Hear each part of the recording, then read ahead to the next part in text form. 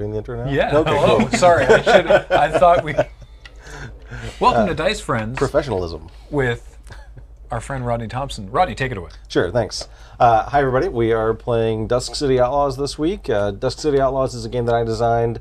It is a fantasy heist game set in the sprawling city of New Dunhaven. Think like a Renaissance Venice, but on a massive, like, modern-day New York size scale, right? And so what's going to happen is these fine gentlemen that are here with me today are going to be a crew of criminals who are going to be given a job very shortly, and will have to plan and then execute the perfect crime, or at least a successful crime that is a crime. Hilariously imperfect along the way. We're going to plan a crime. We're going to Right. go do a crimes. Let's go do crimes. Yay! Yeah. Do crimes. Yeah. So, by way of introducing your characters, typically what we do is we do a little short montage at the very beginning of each session, just a few lines. So basically what you're going to do is a broker is going to come to each of you and bring you to a meeting where you're going to be given the job. And so to introduce your character, basically you're going to tell me what your character is doing at the moment that the broker comes to retrieve you. So you're basically, what is a little typical vignette in the life of your character when the broker's agents come tap you on the shoulder and say, hey, we got a job for you. So I'm going to start. Are you familiar with knolling? Knolling? Knolling. It's essentially where you, Is it bowling on a knoll? No, it's like Okay. if everything. I know you can barely see the what table. I'm doing but here. Yeah, if this was everything Okay. that's in my thief's bag, Neatly ordered, yes. I'm laying it all out Okay. on my desk, making sure that I have all the pieces that are going to go into my equipment for the the next time next time I get summoned by a broker. Really, I'm just making sure that everything's in its place. It's all laid out nicely. There's no Instagram in this world, so I'm not taking a picture and sharing it, but I would if I could. Yeah. It all looks very satisfying. Setting up your aesthetic. Right? Delicious Okay. amounts of 90-degree angles. Oh, Okay. yeah. All right, and so you want to tell us your character's name, your cartel, and your specialty? Yeah, I'm Samuel Cutter. I'm a thief for the Wardens of the Night. The Wardens of the Night are... Can I just read your box text Yeah, here? man, knock it out. Your cartel consists of outlaws, bandits, brigands, and rebels who have rejected the authority of the Crown and chosen a life outside of the law. Many members of the Wardens of the Night are wronged by the Crown or its agents, causing them to seek revenge on an unjust system. The Wardens of the Night target the wealthy and powerful in New Dunhaven, and their crimes are direct: robbery, burglary, assault, horse theft, and hijacking. The cartel claims the city's forested reserves as its turf and is the only cartel to have significant interests and contacts with criminals outside the city. And then further, a thief, you take things that don't belong to you and go places you aren't supposed to.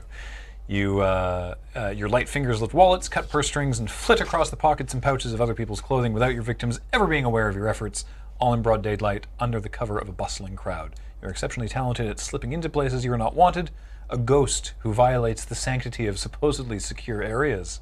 Few locks can defy you, and you laugh off even the most expensive security measures as amateur work. And I've been doing it for a while. Yeah, you're grizzled. Yeah. Now, if I'm not mistaken, your quirk is that you're a mentor, right? I am a mentor. And you're a mentor of someone else here in the crew. Yeah, you've taken another a member of the crew under your wing, mentoring them in the ways of the right kind of people. Because Beej, or is Davison Scub, who is cartel-less, and I'm sort of showing you the ropes of the Wardens of the Night because I want you to join the Wardens of the Night because your dad did, or your someone. There's a valuable level of experience, and It's in the family. yeah. So I guess actually, who are you then? I am Davison Scub, and as what is colloquially known as a duffer on the back of the independent card here, they're usually fences, and that is what I am doing. Is I am just seeing off about 3 or 4 wagons full of stuff that I have now sold to somebody else. When the brokers come and find me and say, "There's a job coming up," and I figure you would be interested, because while I'm always kind of just providing, like, as the go-between between stuff that comes to me and then stuff that goes out to people who need it, every so often I like to I like to get personally involved in jobs, and they figured that this one might be up my alley. So I'm independent. You're not a member of the 8 cartels that abide by the arrangement or any criminal organization at all. You're one of the city's rare, unaffiliated thieves, neither benefiting from the protection nor abiding by the rules of the cartels. Still, you acknowledge the power of the Black Council and have proven yourself useful enough to them that you have been granted special dispensation. You occasionally work with crews organized by the cartels because it's lucrative and because they trust you. And the duffer is a fence buying up the ill-gotten gains of a cartel job, selling it through their network of pawn shops and street vendors with connections to the open-air markets, where it's hard to trace the origins of stolen goods. That makes me a fixer, somebody who knows how to get things done.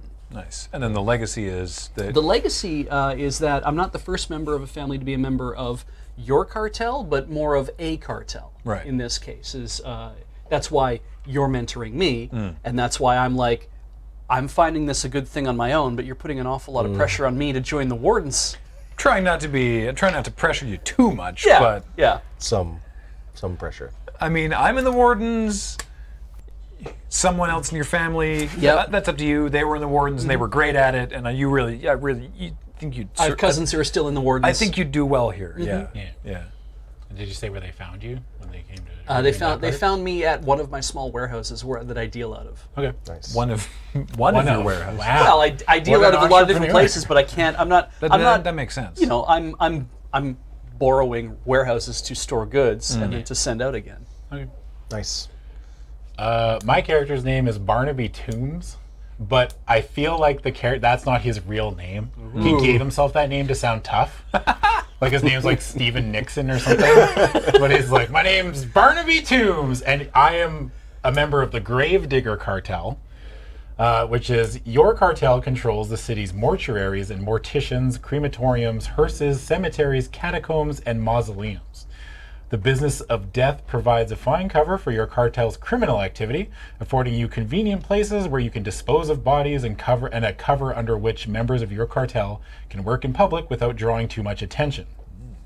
The Gravediggers also count among their members the corrupt members of the city's plague doctors, who act on behalf of the Black Council to serve warnings or otherwise deal with criminals who draw the ire of their own cartels.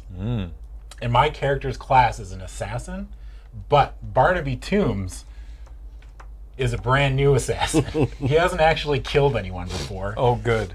And I would like to think that when you find him, he's actually scrubbing the floor of like a mortuary or something. Nice. And since his boss isn't there, he's like, yeah, that's me.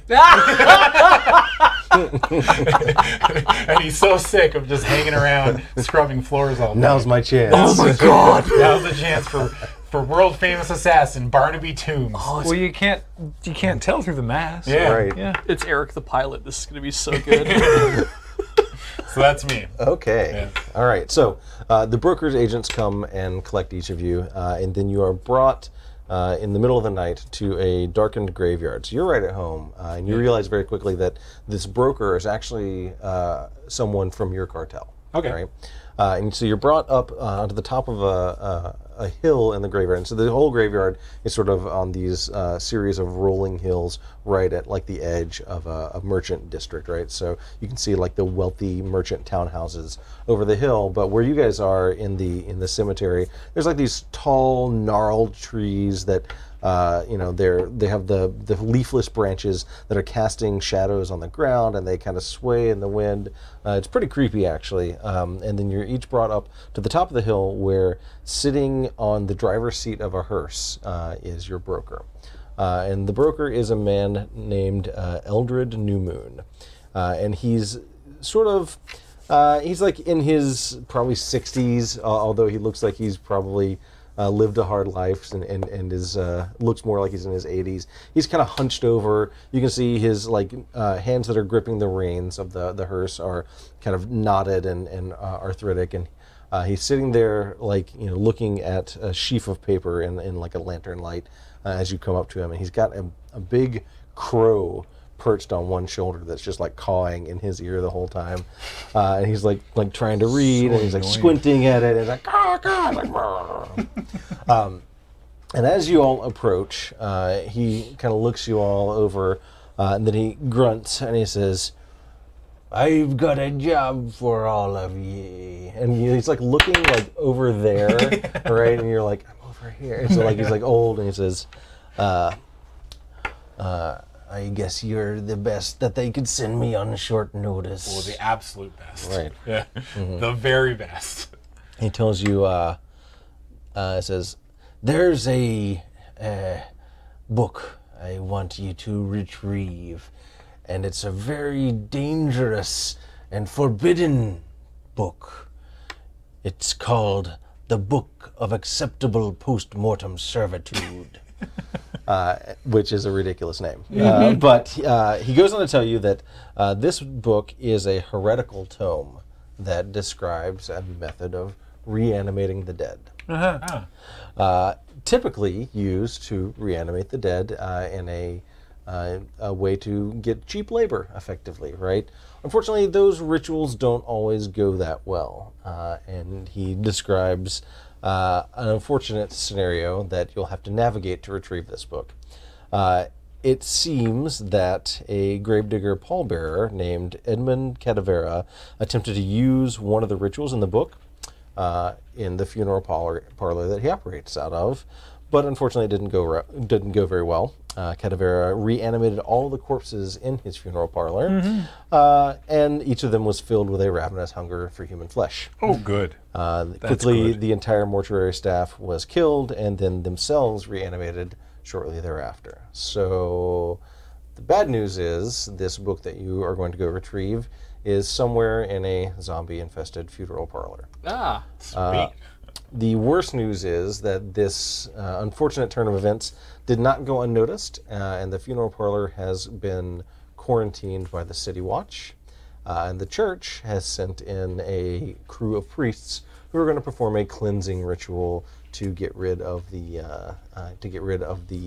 malicious magics that have created the zombies in the first place. So what that means is that you only have 2 days to retrieve this book. At the end of that 2-day period is when the priest should be finished with their cleansing ritual, and then at that point the City Watch will move in, hopefully kill all the zombies, and then they will basically take everything in that funeral parlor into their possession, which will then take the tome out of your reach. So that's the score. Get the book. The forces arrayed against you are, at the very least, zombies, City Watch, and the church. Yeah. Yikes. And so at this point what we do is basically the game is going to be played out over a series of days and nights. But before we start the first day, you guys get a little bit of time for planning, right? So what's going to happen is you're going to do some planning. You guys are going to come up with the plan for how you're going to retrieve this book. And what you're probably doing up front here is actually talking about like what kind of information you want to get, what kind of resources you want to get, things like that. You're going to have basically 4 segments. I've got the cards laid out here in front, which unfortunately won't be on the camera, but you've got a day, a night, a day, and a night. And during each of those segments, you're either going to do planning, in which case you guys will literally just talk about your plans, or you'll do legwork. And you do legwork to go out into the city and get resources, get information, take out obstacles, etc. And so basically, you'll do either one of those 2. We'll go through each of the 4 segments, and then by the end of the nighttime segment, you guys have to have retrieved this, because when day breaks, the rituals will be complete, the City Watch will move in, and the tome will be out of your reach at that point. Right. Additionally, the scene in which you pull off your heist is going to take the entire day or night segment. So you could do it early and do it during the daytime of the second day if you wanted to, but basically you won't have any opportunity to do legwork or planning in the segment that you go and get the book. Right. Okay. All right. So you get a free planning scene. However, now that the briefing with the broker is over, so what we're going to do is we're going to start a 15-minute timer. Can we get the timer up and running? And as soon as that timer starts, all right, go. Oh no. Oh, boy. Started. All right. So you guys are basically in the graveyard Yeah. Right. with this guy and can start talking about the basics of your plans. So, do we know what form this cleansing ritual is taking? That is a great question. So, Good question. do any of you know Samuel. about? Do any of you know about the church? If you'll look on your cartel sheets, you'll see a section that is things you know about. I do not. And the I do. You know about I know all about the church. You know about the church? Capitalized. I do Capital the capital church. Excellent. So here's what you know. Yeah. You know that in cases where dangerous and overt sorcery runs amok, the church dispatches a well-trained team of priests to perform sanctifying rituals to purge the area of the taint of sorcery. Such a team has already been dispatched to deal with the House of Sunset, which is the funeral parlor where you're going. Sorry, I don't know if I mentioned that name. Yeah. So they're not destructive rituals. Yeah. No. It's not like nuking it from orbit. Well, I mean, they could be burning the place down. That's the only way to be sure. So it's like, zombies, time to nuke it. Additionally, so I know that you're a gravedigger, right? Yes. So you actually know a little bit about the House of Sunset, the That's what I was funeral gonna parlor? ask. Yeah. Yeah. Yep. So you know that the House of Sunset is a funeral parlor in the Clever Dog district of Little Towna. Little Towna is sort of like a Chinatown or Little Italy type, region of the city that plays host to people of Townan heritage, which is like a group of like island nations far to the east. The funeral parlor is very small, only a single ground floor containing like viewing rooms and reception areas and offices, and a subterranean morgue. Unlike other buildings in Little Towna, which are sort of crammed on top of one another, the funeral parlor occupies its own independent, if small, lot with streets on all four sides of it. Okay. Because nobody would want to build houses above a funeral parlor. There you go. Exactly. Makes sense. Okay, so that presents another possibility. Because my first thought was, the people who basically have jurisdiction over this building for the next couple days is the priests. Right. And so if we could disguise ourselves or pretend to be with them, maybe we can get inside. Yeah. Sort of like social engineering wise. Or, now that you've said that, we assume that you've said that. Yeah. The morgue, if it's underground, there might be some other access point to get in through the My underground first plan morgue. was to get a floor plan Yeah. of the morgue Yeah. or something. Yeah. And then like if push comes to shove, rituals need materials, right? I'm Yeah. assuming. So we could find a way to disguise ourselves as delivering materials. Yeah. Are they inside the priests? I'm or are they assuming doing they're it all? inside the Are they doing it all from outside? You don't know. Yeah, we don't know. You don't know. Right. So we'd have to find out. We'd have to figure that out. Yeah. Okay. Which sounds like Do a we legwork know thing. you don't have any? What do you is think, there like Sco? a certain section of the City Watch that's running? Like, is it like an elite unit of the City Watch, or is it just like some regular? From mucking out zombies? Probably not. Do any of you know about the Crown? I do know about the Crown. I know about the crown as well. Okay, yes. great. So you guys have probably heard a little bit about this quarantine already, and maybe didn't exactly know what it was until you were told about it. But basically, the City Watch has created a quarantine perimeter around the House of Sunset. Though they have not shut down the entire Clever Dog district, which they would normally do in the case of like a plague outbreak. The funeral parlor is completely surrounded by watch officers keeping citizens at bay. The watch has informed the people of the district that there was a dangerous buildup of gases caused by improperly storing embalming fluids, and that the building is off limits until an alchemist can deal with the volatile gases inside. What a great cover story. Yeah. It's going to seem awfully weird when the priests start showing up. Yeah. That's totally believable, though. Well, no, I mean, if there was dead people in there, the gas priest leak. could go in and, Yeah. Yeah. Okay. Any other questions? We're just talking. We're just asking. We're not even really planning anything at this point. Or we just No, I mean, This we is got- our You know, yeah. you're, We you're, need to- sketch, we you're need to sketching figure out what a we need to basic do, plan and 'cause, figuring out like, what you want to tomorrow, I can go see if I have any contacts finding a floor plan to the mortuary. Right. Yeah. Should know somebody. I've got it. Because if there's any other entrance, Yeah. we can get in. We could maybe get in that way. We still have to deal with the zombies. Yeah. They're called the reanimated. We still have to. Much We more still have to figure polite out. way to We still put have to figure out how we handle that, and then the other possibility is pretending that we're with the priests and just like basically walking in the front door. Is there another option?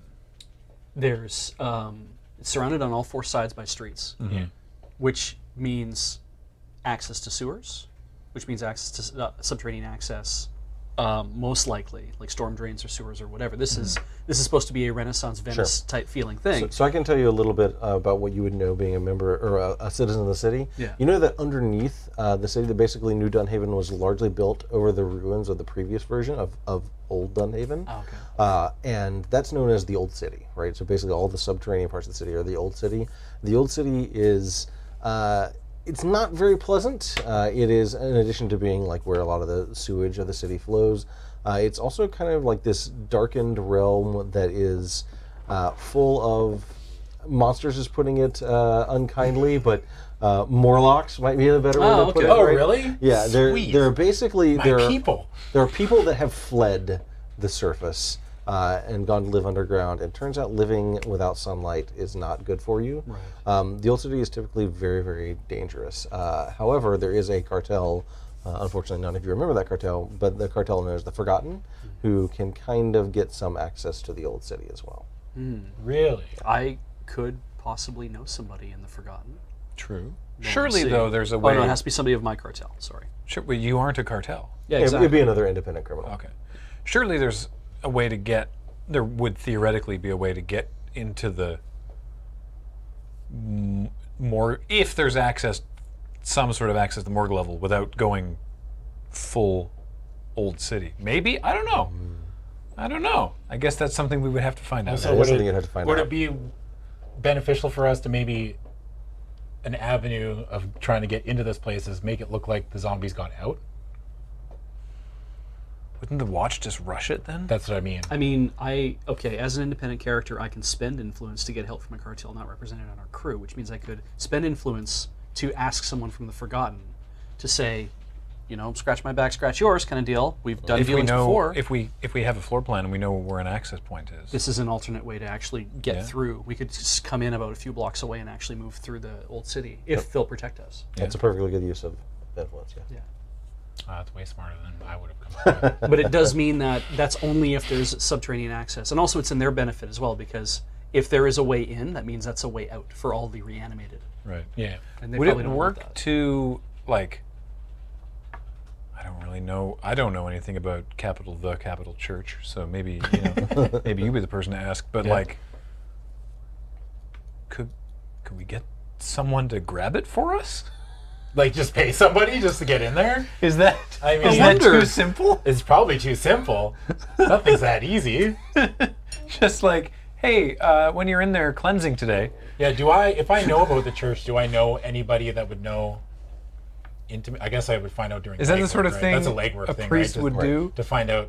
I could find out if I have any contacts in the church. Yeah, trying to make contact with someone who might be amenable to a bribe in the church is the kind of thing you do Yeah. in Legwork. Yeah. I mean, I'm offering up that, hey, I Yeah. might know somebody in capital church. right? So we're getting close to being about 2/3 of the way through this planning scene. So generally what you want to do is come out of a planning scene with like a singular goal for each of you for the legwork scenes that you're each going to lead, and then like long-term goals as well. So be thinking about like, what am I going to do, what am I going to do, what am I going to do in the legwork scenes. I like your floor plan idea. You want me to find a floor plan? I think that sounds really good. Yeah. Okay. For you, I don't know what I should be doing. I think that what I would need to do is try to talk to somebody from the Forgotten. And Should we wait till we have the floor plan? We should. Yeah. That might be a better. Well, I mean, How does legwork get ordered? In whatever order you want. And it is assumed that you can communicate with each other because it's all kind of abstracted time. Right. Travel, Okay, well then, conversations yeah. like that is very I abstract. feel like this is a good time to point out that maybe my character can see in the dark. Oh, handy. Just heads up. that's that gonna is be very handy. good. Yeah. What should I be doing? I don't know, Graham. What do you want to do? This is your heist.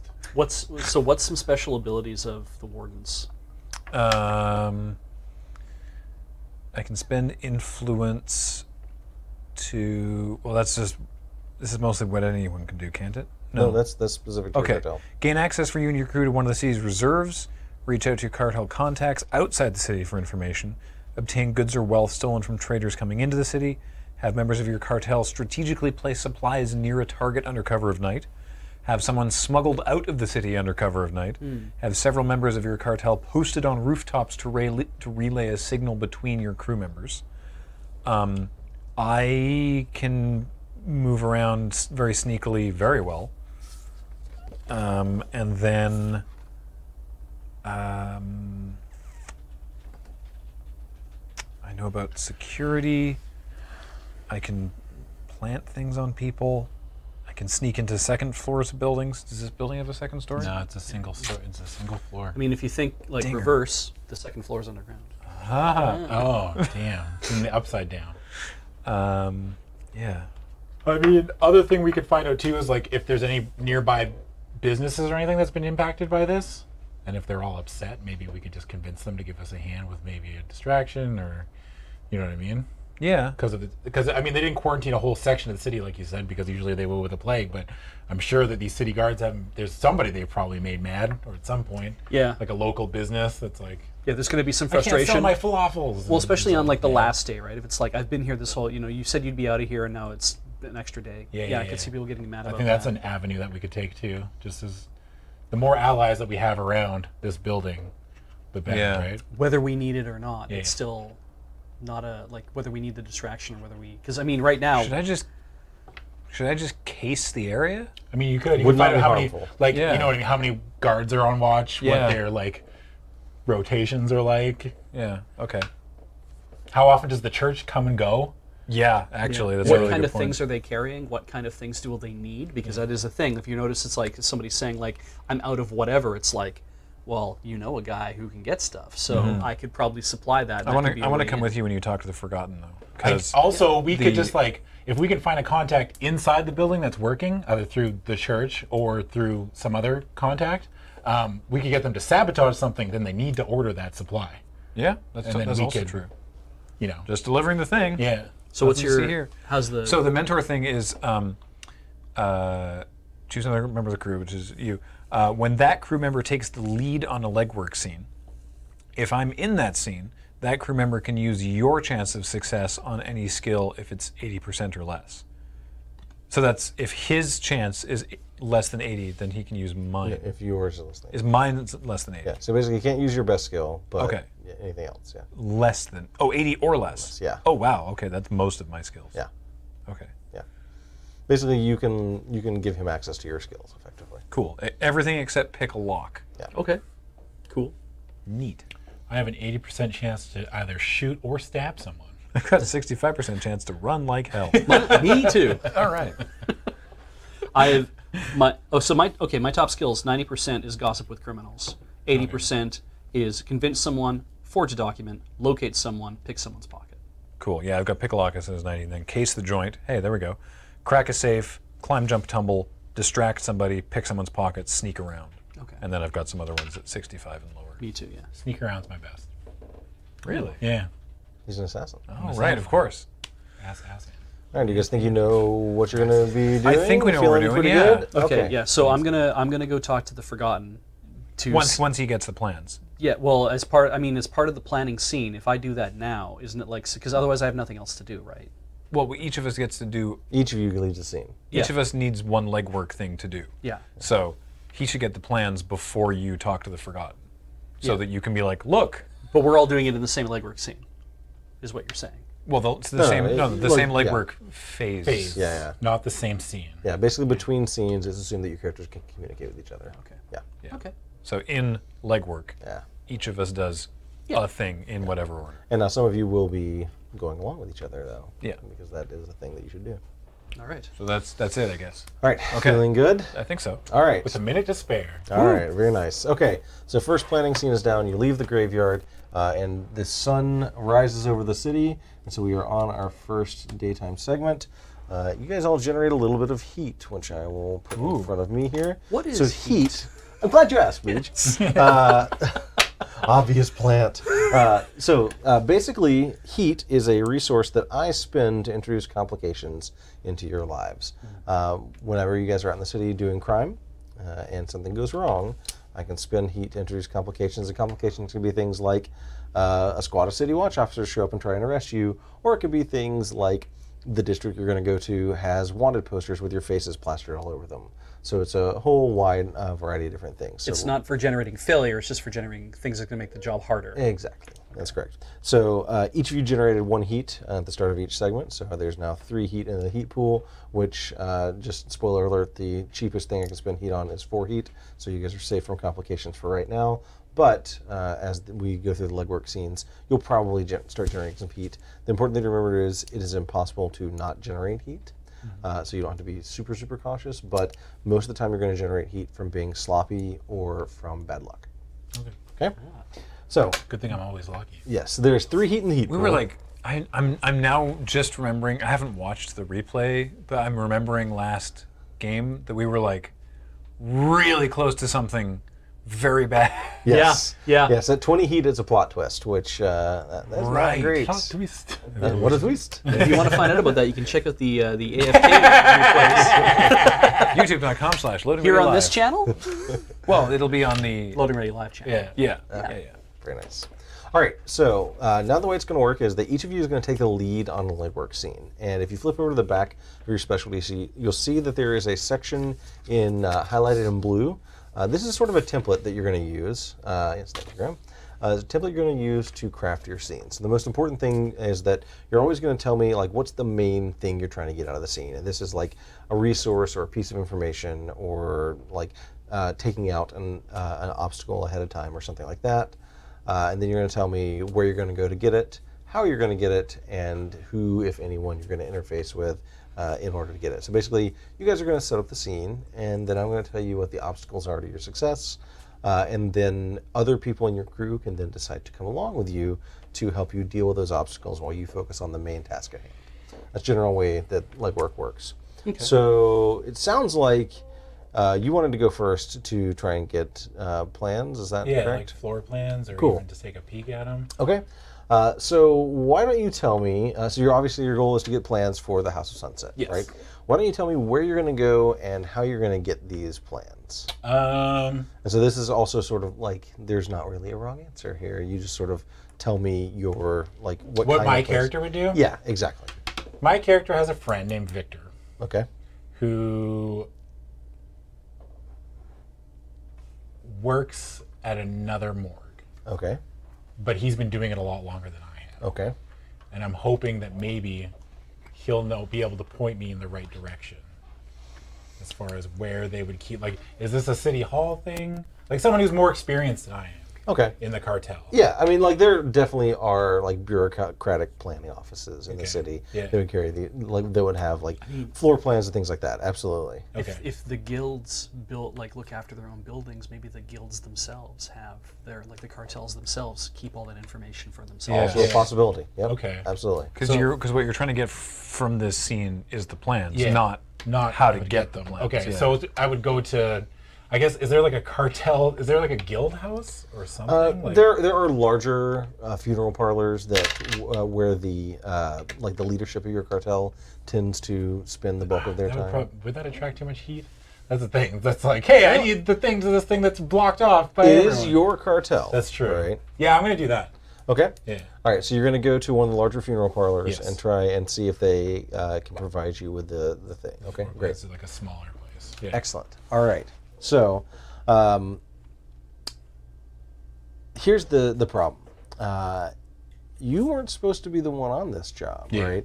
And you know that if you're going to go to this larger funeral parlor, there's probably going to be someone there that might recognize you. I mean, you got the mask and the cloak on and everything, but you know, once you've seen a few plague doctors, you can tell who's who, right? So the obstacle that is going to have to be dealt with here is that you're going to kind of, like, getting in to talk to somebody, like, you're going to run the risk. Would create a disguise work? It would. Generally, the way it works, though, is when you have these obstacles, like, oh, you might be spotted by somebody, you want to have somebody else help you, because if you try and do it all yourself, you're going to take some penalties to your rolls because you're trying to focus on too many things all at once, right? Okay. So what I'm going to say is the obstacle you have to deal with here is you run the risk of being spotted by someone who knows who you are as you are going in to get this information from your own cartel, and that might cause problems since you're not supposed to be the one assigned to this particular job. Does that make sense? Yes. Okay, cool. All right. So at that point, I'd open up to you guys. Would either of you like to go along with him to help him with this particular obstacle? And helping him basically means you are doing whatever it is you think is appropriate to keep him from being recognized, whether that's crafting a disguise, like he said, or it could be things like you're going to create a distraction or something like that. Oh, I get it. So these are just like when we're applying it to someone else kind of thing, like these percentile chances. No, I mean, like, like- you're going to roll that's your okay, skill no yeah. matter what, right? But Yeah. you're going to be focused on getting those plans. Yeah. You need someone else to help you. And figure trying it out. to, I guess, mimic someone who I work with more than being myself. that is Okay. right. Yeah. I mean, I have a skill called distract someone, and it's 65%. The issue is that if I go with him, doesn't that burn my legwork? Nope, absolutely not. Okay. Nope. You still get to lead a legwork scene. Okay. And I could go with him for his scene and with him for his scene. Absolutely. You can go along on as many as possible. Well, I've got 80% to distract someone. So if you want to just pure distract someone, I can do that. Okay. Because I also can create a disguise, but it's like 65%, so it's not very good. I can also convince, like, because gossip with criminals 90%. I could also spend time essentially. No, but gossiping doesn't necessarily mean that I'm distracting them from doing their job.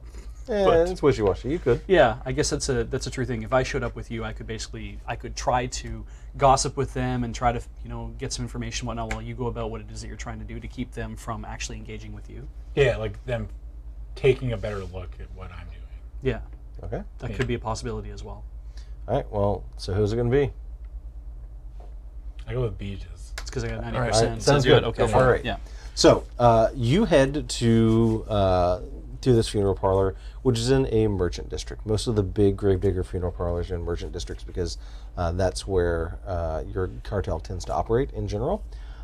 So the first question I have is, are either of you conspicuous in merchant districts? And the way you know that is in your appearance section. There's a part that tells you like what districts you're conspicuous in. I am not conspicuous because I'm only conspicuous if I'm not with someone in my crew. Perfect. All right, and I believe you Oh, were good. I'm only conspicuous in noble districts, the docks, and Little Taona. Tauna. Yep. Taona? Little Great. Taona. Perfect. Good pick, because Yeah. I am conspicuous in all districts during the day. Yeah. Yeah. Yeah. But not at night. I just at picture night. your character as like a fucking branch and shit, like just hanging off the. There he is. Kind of. Yeah. I mean, when you dress like a D&D ranger in a Renaissance city, yeah. Yeah. That guy looks really conspicuous. He's wearing a lot of fur. Huh. Okay. All right. So you go to this merchant district, and it's a sort of, think of it like a sprawling like commercial center, right? Big, tall, like 6-7 story tall buildings on like flanking either side of the road, and then the particular funeral parlor you're going to is actually perched on a small hill with like a long, like grassy lawn that stretches all the way down to the street. And so you climb up the path leading up to the funeral parlor, and that's when you start seeing the funeral parlor staff is there as well. So I believe you are going to be handling. I'm gonna say there's distracting a people. couple times where our characters are walking up the path, Beej, and I try to like turn around to leave, and you're like, no. Nope, keep walking, keep walking. All right. You're going to be fine. So why don't you tell me a little bit more what you're going to do to help him keep from being recognized? All right. I feel that engaging them in some gossip about the things that are going. Hey, did you hear about what's going on down with the one that they've cordoned off? That's I heard it was because it has nothing to do with the gas. It's that they're talking about the gas in there. Right. I heard that it had to do with something else. Okay. But All right, yeah. So you're basically the two of you are walking up together. So no one really bats too much of an eye. If you're accompanying someone, that obviously means that you have a good reason for being there. And then you get up to the funeral parlor and you just start glad handing immediately. And you're like, hey, did you hear about the thing? yeah. All right, go ahead. I'm going to get you to give me a roll. So you're going to roll percentile dice. So they are color coded there. Yep, there you go. And so I'm going to also give you one advantage die on this because you are accompanied by a member of the Gravediggers. Okay. And I add 2 advantage dice to any roll you make to interact verbally with other criminals. Are they other perfectly. criminals? They are other criminals. Yes. I will require 2 more advantage dice. All right, there you go. Oh boy, I picked the right partner. Yeah. Let's go, Beej. Let's go. So Beej. just like that. Yep, that's right. All right. So you roll all those. All right, so 78. With two.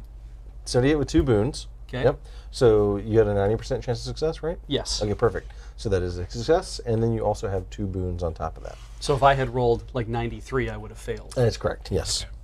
All right, yeah. So you start the glad handing, and you're just straight up charming, right? And even these gravediggers who are usually kind of dour and like, you know, very focused on the tasks at hand in a funeral parlor, you start to draw a crowd actually, right? And people are like, they're probably not allowed to gossip about this sort of stuff. And so when you're like, hey, did you hear about this? They're like, oh, thank God. At last someone to talk to us about this thing, right? Yeah. And so when that happens, like all eyes are now off of you. And like people already kind of avoid the plague doctors a little bit, right? But like he starts to draw a crowd, and you find yourself just sort of standing there, like it's like that shot like 50 feet away over your shoulder of him like being all popular, and like the crowd erupts in laughter, like and, you know, you hear them more like That sounds like Barnaby. Yeah. Oh, Barnaby. Just slow tracking on the plague doctor mask with, you know, in the reflection of the eyes. Yeah. It's like if you ever introduce someone to your friends and then all your friends like them better. That never happens to me. Anyways, so, but that does leave you free to go and basically go back into the offices and talk to whoever is currently running the funeral parlor. Okay. Yeah, I'll do that. All right, so you get inside, and when you go into the office, 1 second here. All right, so you go in the office, and behind the desk of the main funeral parlor office is a woman who looks like she's sort of dressed in mourning clothes, right? Like, you know, she's got the black dress with like big poofy shoulders and everything, and she's got like a little hat with a veil, but the veil is sort of pulled up. And you can see that as she's like writing, like she's doing work in the books, you can see that she has very elaborate tattoos all over both of her hands and like up her arms. It looks like they'd probably be hidden normally by like gloves, right? But she has no reason to hide them here. But they're like all like kind of death imagery, or like skulls and everything. Like kind of looks like a badass biker's type tattoos. But she's like in her 70s, right? And so she's just sort of like this old lady in mourning with like badass biker tattoos on both arms. She looks up at you when you come in, and she's like, "You want something, don't you?" Well, yeah. I can see the look on your mask. Yeah. You want something. So pointy. I do. And so she takes like the pen she's writing with, she like throws it down, and it like thunks into the book and like buries into the page. And she's like, "Well, don't waste my time. What do you want?" Well, asking someone as beautiful as yourself, dig the tattoos.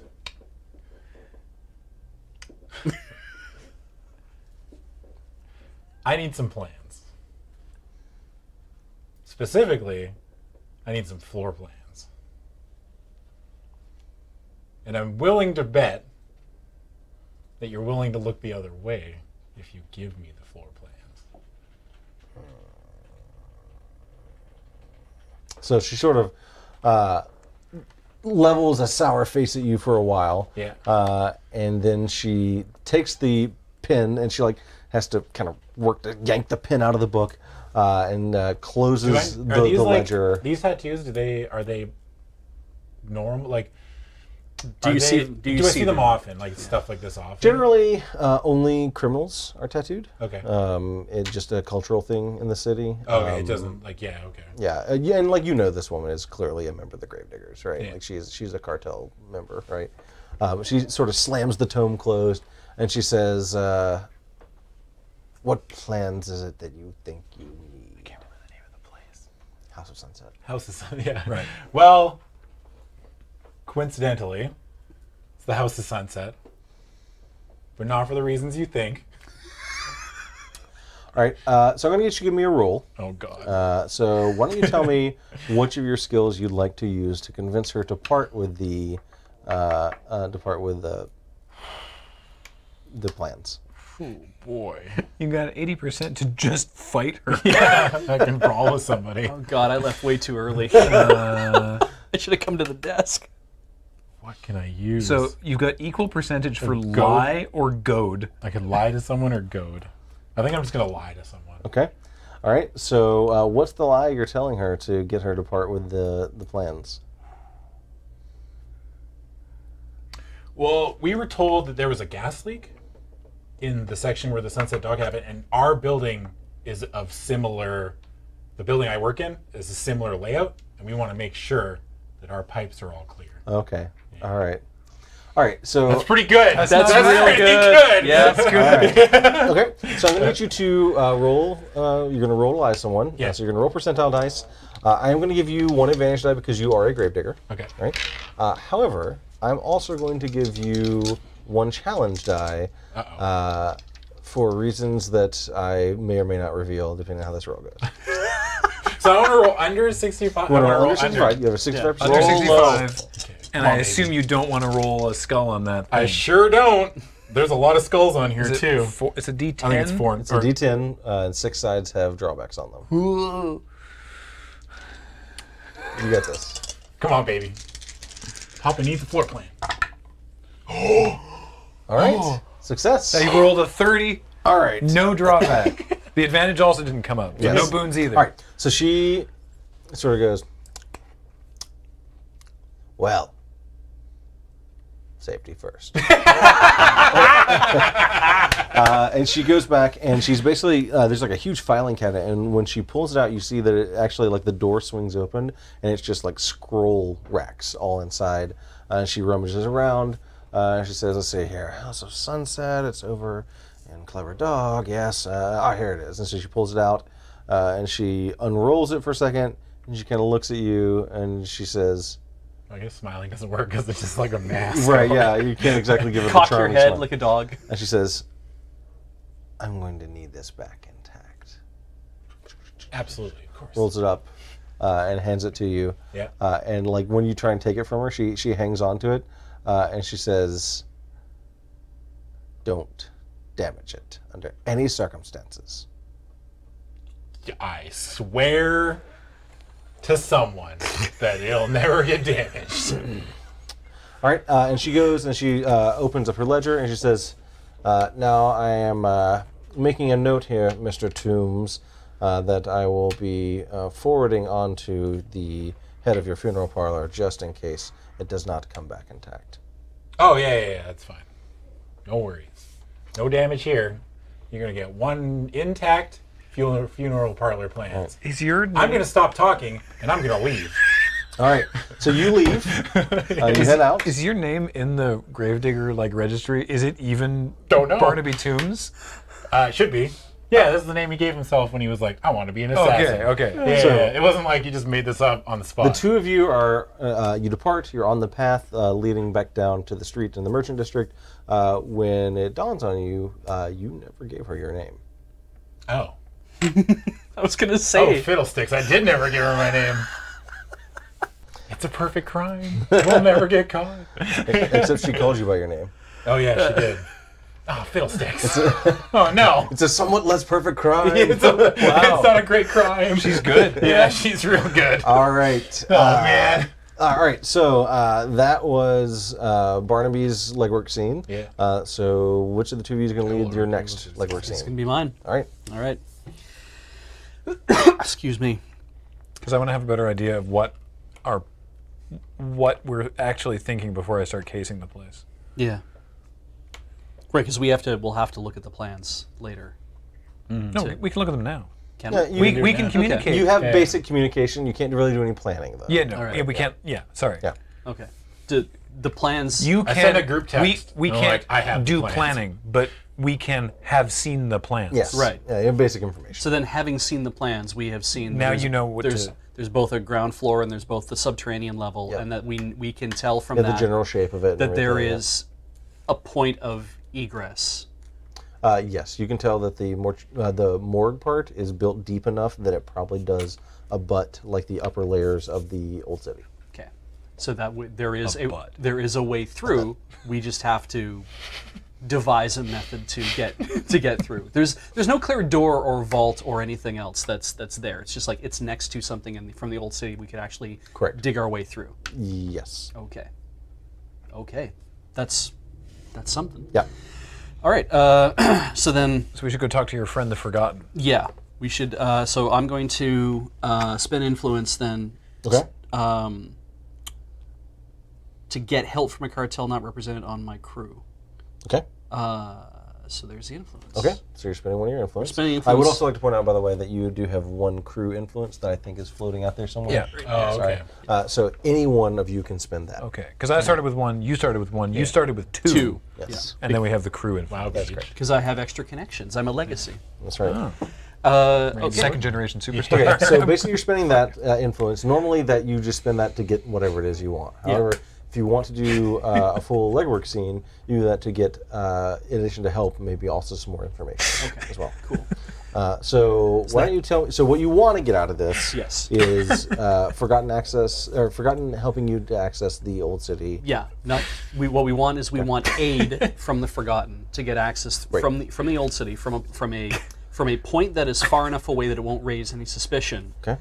Because it's a book, we can carry a book. We don't need a wagon. We don't need anything else to clear it out. Right? Yeah. Yeah. So we need. This isn't a bank robbery. Exactly. So we need Whatever the hell we were stealing last time. Some giant. art, wasn't it? There was a sculpture? It was a sculpture. Yeah. Right. Yeah. And we needed a wagon. From the museum job. Yeah. Now available on Drive-Thru RPG.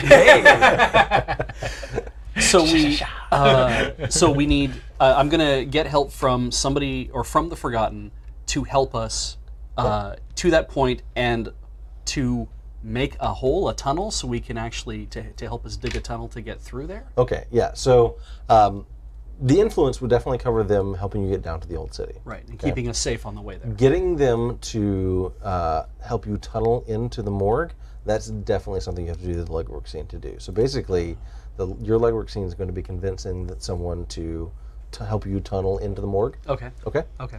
All right, so why don't you tell me where you're going to go to make contact with this particular Forgotten that's going to be your point of contact, and a little bit about who it is. Okay. So there's a cross alley Okay. that has a kind of a behind a few buildings, seedier part of town, where there is subterranean access. Okay. That they've kind of built and maintained, and it's disguised, but because I'm a fixer, because I'm a fence, I regularly get things for them and provide. I have dealt with people in the Forgotten in the past, that they've come to me for things that they can't get from underground, and in exchange they uncover interesting curios and bits. That's what they're trading with me to pass on to merchants and to the nobility who like to have, look at this interesting thing that I found underground, kind of deal. Okay. Right. So I've dealt with several people of the Forgotten before. So I go there. There happens to be, I knock on the thing. There happens to be somebody down there, and we relay a message. Somebody comes by. It's somebody I've dealt with in the past. Okay. So this is like a. Are you imagining it's sort of like the sort of cellar doors that open up and leads down into the old city? Yeah, like there's a hatch, and then there's like a, Okay. Yeah. There's a ladder, but there's always somebody who's down there guarding that hatch. Okay, And great. they happen to know me. Give the password, they know me. It's Okay, cool. All right, yeah. So that's your intent, is to go there, basically make contact at this point of entrance to the old city. Password is It's probably like in like where two back alleys behind like rows of buildings meet. In what kind of part of town is this in? Is it in like a nice noble district? This is not a nice part of town. Okay, all right. So Yeah. slums. This is, given my knowledge of all the different parts of the game, we're going to say slums. Okay, this sounds is the good. slums. All right. So you go to the slums and you're going to this entrance that you know. But I have bad news. Okay. So when you arrive at this particular district and you're heading towards the place where you're going to be making contact with your Forgotten allies, you realize there's a fight going on right now, and it's not a fight like City Watch or anything like that. It looks like two Forgotten street gangs are clashing over turf. Now the Forgotten, they're a member of the arrangement, right? They're one of the 8 cartels, but they're really more like a loose affiliation of different street gangs. Think kind of like the gangs from the Warriors, right? And so like they're very like colorful, and they all have like their own like uniforms and names and everything like that. And they kind of fight over turf, and they're fighting over turf right now, right? So part of the challenge that you're going to have to deal with, the obstacle you're going to have to deal with, is the fact that if your contact isn't one of the ones doing the fighting right now, it's basically like a series of fist fights, and occasionally you see like the flash of knives as well through these back alleys. If they're not part of that fighting, then they're certainly making it hard to get to the entrance of the into the old city. So I either have to sneak past them, which probably isn't a... So in this particular case, this is a great opportunity for one of your two companions to come along with you because it will... Yes. It was going to be Graham anyway. You wanted to... Because basically, if you try and do it all yourself, you're going to add some challenge dice to your roll. Yeah. Okay? Yeah. But if Graham wants to deal with the obstacle of getting you past the brawling street gangs, that'd be a great thing for him to do. Yeah, because I got an 80% to sneak around. Ah. Which means that you have an 80% to sneak around. Oh, that's true. In this scene. If you're going along with him, basically what happens is when you guys arrive in the district, you see that like the streets have kind of cleared out, right? And there is just this like... That's probably helpful for me. There's like this sort of roving street fight happening. Here, right? Kind of taking it from place to place. In a cartoon, there's like a big cloud and there's a bunch of fists and legs kind of like... Kind of, yeah. That's what's making it so tough, right? All right. So because you're going along, unfortunately it's daytime, so you are going to generate 2 heat. Right. 2? Oh, yes. Wow. Generate 2 heat for being conspicuous. There's now 5 heat in the heat pool. All right. These, by the way, these components, these and the heat tokens, these are so nice. The campaign coins made the metal tokens for us. They are awesome. Yeah. Okay, so you guys, you arrive in the district, you see the fight going on. Samuel, why don't you tell me a little bit about how you're going to get him past this sort of wandering street fight to get to the place he's trying to get to? Music. Singing, dancing. Yeah. I mean, Street rat, riff raff. That sounds like that sounds like a combination of jump, tumble, and distract someone. I mean, there's multi-story buildings around here. Is there something about you being able to get me like up and over? Yeah. Well, the fight, is the fight in the underground part? Unclear. Oh, you're just like, you're like, you can't even go to the entrance. Yeah, you can't even get to the entrance right now. There's a big fight in the streets. Yeah. And you basically see like there's these 2 street gangs, like they're wearing like different colors. You see that one of the gangs, like they all have their hair dyed like bright, almost like a neon yellow, right? And like that's just like one of their gang's calling cards, right? And you hear like shouting and like random insults, and like a lot of these street gang members are young, like 13, 14, 15 years old. Some of them are in their early 20s or whatever, right? But they are just using the absolute filthiest insults you've ever heard, and like coming out of the mouth of a 14-year-old with a knife. It actually, somewhat intimidating, right? This is the slums. Put your dad pants on. Yeah. Give him you kids don't stop fighting right now. I mean, you are like, True. I doubt I could do that. I doubt that I could like talk them down. Talk them down at this point. That's fair. I'm trying to figure out if maybe we can, as you say, like maybe Assassin's Creed our way, like up and over some sections of buildings. Yeah, you could absolutely make that the way that you get them over there. Yeah, let's just try and avoid street level entirely. Okay. Because street level is full of children with knives. And I don't have the patience. That's fair. I want to move to New Dusthaven. New Dunhaven. Yeah, New Dunhaven, but there's too many kids with knives. Too many kids with knives. There's a real kid with knife problem in New Dunhaven. And we're still trying to, it's not just that we're still trying to sneak so that no one sees us. Sure, absolutely. So we don't just, no clomping over rooftops. All right, why don't you give me a roll? You're going to roll to sneak around. Yeah. And I believe that you get advantage dice on roll sneak around, if I'm not mistaken. I do, yes. Okay. So I get advantage, and then does he roll separately? No, you will cover for him. Oh, okay, cool. Yeah. Uh-oh. 79. What's your chance of success on 79? Oh, whew. 80? Sneaker 80. Yeah. Oh, God. Thread the needle. All right. All right, so success by 1, and you also rolled a boon. Yeah.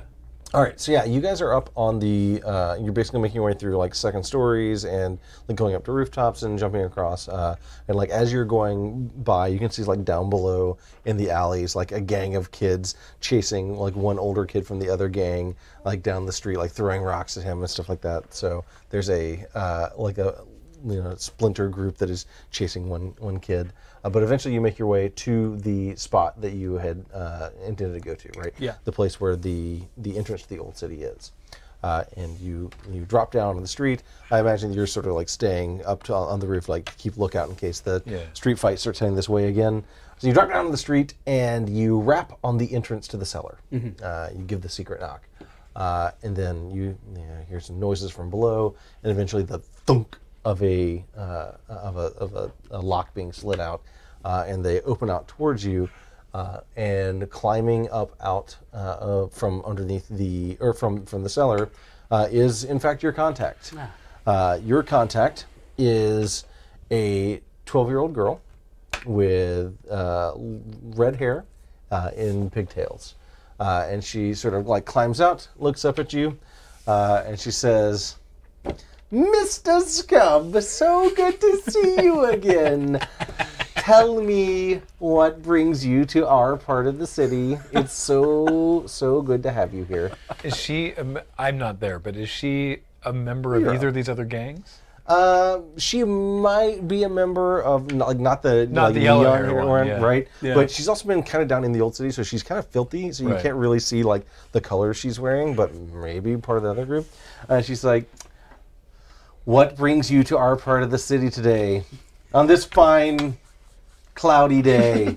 Well, Wendy. Yes. I was so close to your father, Dave. I need a. I'm so mad at you, Beej. It's either going to be that or Pippi. And It's true. Wendy, I need a favor from you and yours. A favor? Yeah. I am fresh out of favors. Oh, well, then, do you have something for trade? Oh, I got things for sale. Oh, well, the thing is that I'll be more than happy to move some of your stuff, and in exchange, I'll give you a good deal on what do you guys need actually this month? What are you looking for down there? Do you want something a little fancier food wise? You looking for I don't know. You need some better building materials down underneath there. Well, need to spruce up your camp a bit. It is so tough to get fresh fruits and vegetables in the know. subterranean depths of the old city these days. And So much also, scurvy. Yeah. literally any food at all. Yeah. So, Yeah. yes, Yeah. that would be wonderful. I'm Yeah, okay. very much in favor of food. Tell yes. you I like how the 12-year-old's like, "Can we get some vegetables down here?" Yeah. I've had nothing but rats for the last 6 weeks. So it sounds like what you need is limes and celery. Yes. All right. Scurvy is a real bitch. All right. So I'll tell you what I'll do is if you can provide me with a favor, in fact, as I've got a job going on where we're going to need access to that funeral parlor and Clever Dog. And if you can get me and my two compatriots underground, safe, to the edge of that funeral parlor underground, and back again, I will ensure that for the next month you guys are swimming in limes and celery. Well, getting there is no problem. I at least owe you one for that thing you did for us back a few months ago. Oh, it's so good of you to remember. So that's no problem. But I'm sensing that there's more to it than just a little jaunt through our home. The thing is, we got to get. You don't come asking for things like this with that kind of face on. Yeah, we need to get into that building, and the basement is. They didn't put a door there. Is it possible that a couple of your good diggers could give us a hand cracking through the walls? Cracking through walls, really? Yeah. I feel like you need to go talk to someone from the society for that because we're fresh out of gunpowder down below, and as far as digging goes, well, these hands These are not made for shovels. These are No, delicate. they're These are delicate hands. Very delicate hands, I can Do tell. you know what a shovel would do to my manicure? Her hands are disgusting, right? Like they're like covered in like rat blood and everything, right? Oh, Wendy, I hate to see you do a day of work in your entire life. I try not to. Can you hold on for 1 second? She like leans, she's like, Raul, cut his fucking face off. Don't let him get away with that. Sorry about that. You have such a way with people. Well, you know, my mom always said I was a charmer. As far as digging goes, you're going to have to do better than just, you know, some fruits and vegetables because we're a little short on tools as well. So basically, I'm going to need you to make a roll to convince her. Okay. And if you want to elaborate on what you're offering her here, I mean, like fruits and vegetables, supplies, stuff like that, great. Yeah. But also tell me what it is you want to roll here. Okay. So I'm gonna roll convince someone. Okay. All right. The idea. I do not have that. Yeah. Convince someone is 80. I have an 80% chance Okay, to great. make that. And the idea is that I'm going to appeal to the nature, appeal to her nature that it's like, God.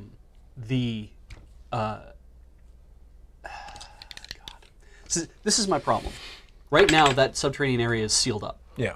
If we break into it, and if I say, look, you need, like, I can't say, help us dig into this because there's a whole bunch of reanimated dead on the other side.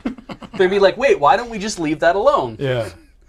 So why don't we not do that? Yeah, exactly. They're already there and they're safe and they're not getting out. And it's like, yeah, so, because if there was a door, it'd be like, we have to go down there and secure the door, but there's no door. So, trying to convince Are we her- concerned about all the noise we'll be making? Meh.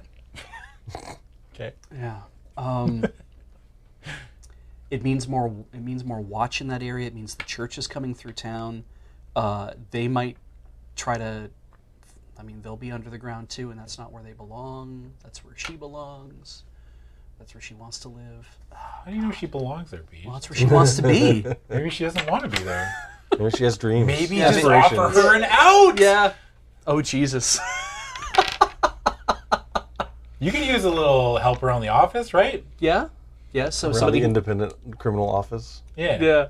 Be like, do you want to? Maybe she wants freedom. Maybe every night she sits at a windowsill staring at the moon and sings a song about how she wants to go somewhere else. What window? What window? She lives on the lives roof underground. somewhere. She Yeah, does? it's not like she just has to stay down there the whole time. What if she goes to the roof somewhere? Look, man, I'm telling you.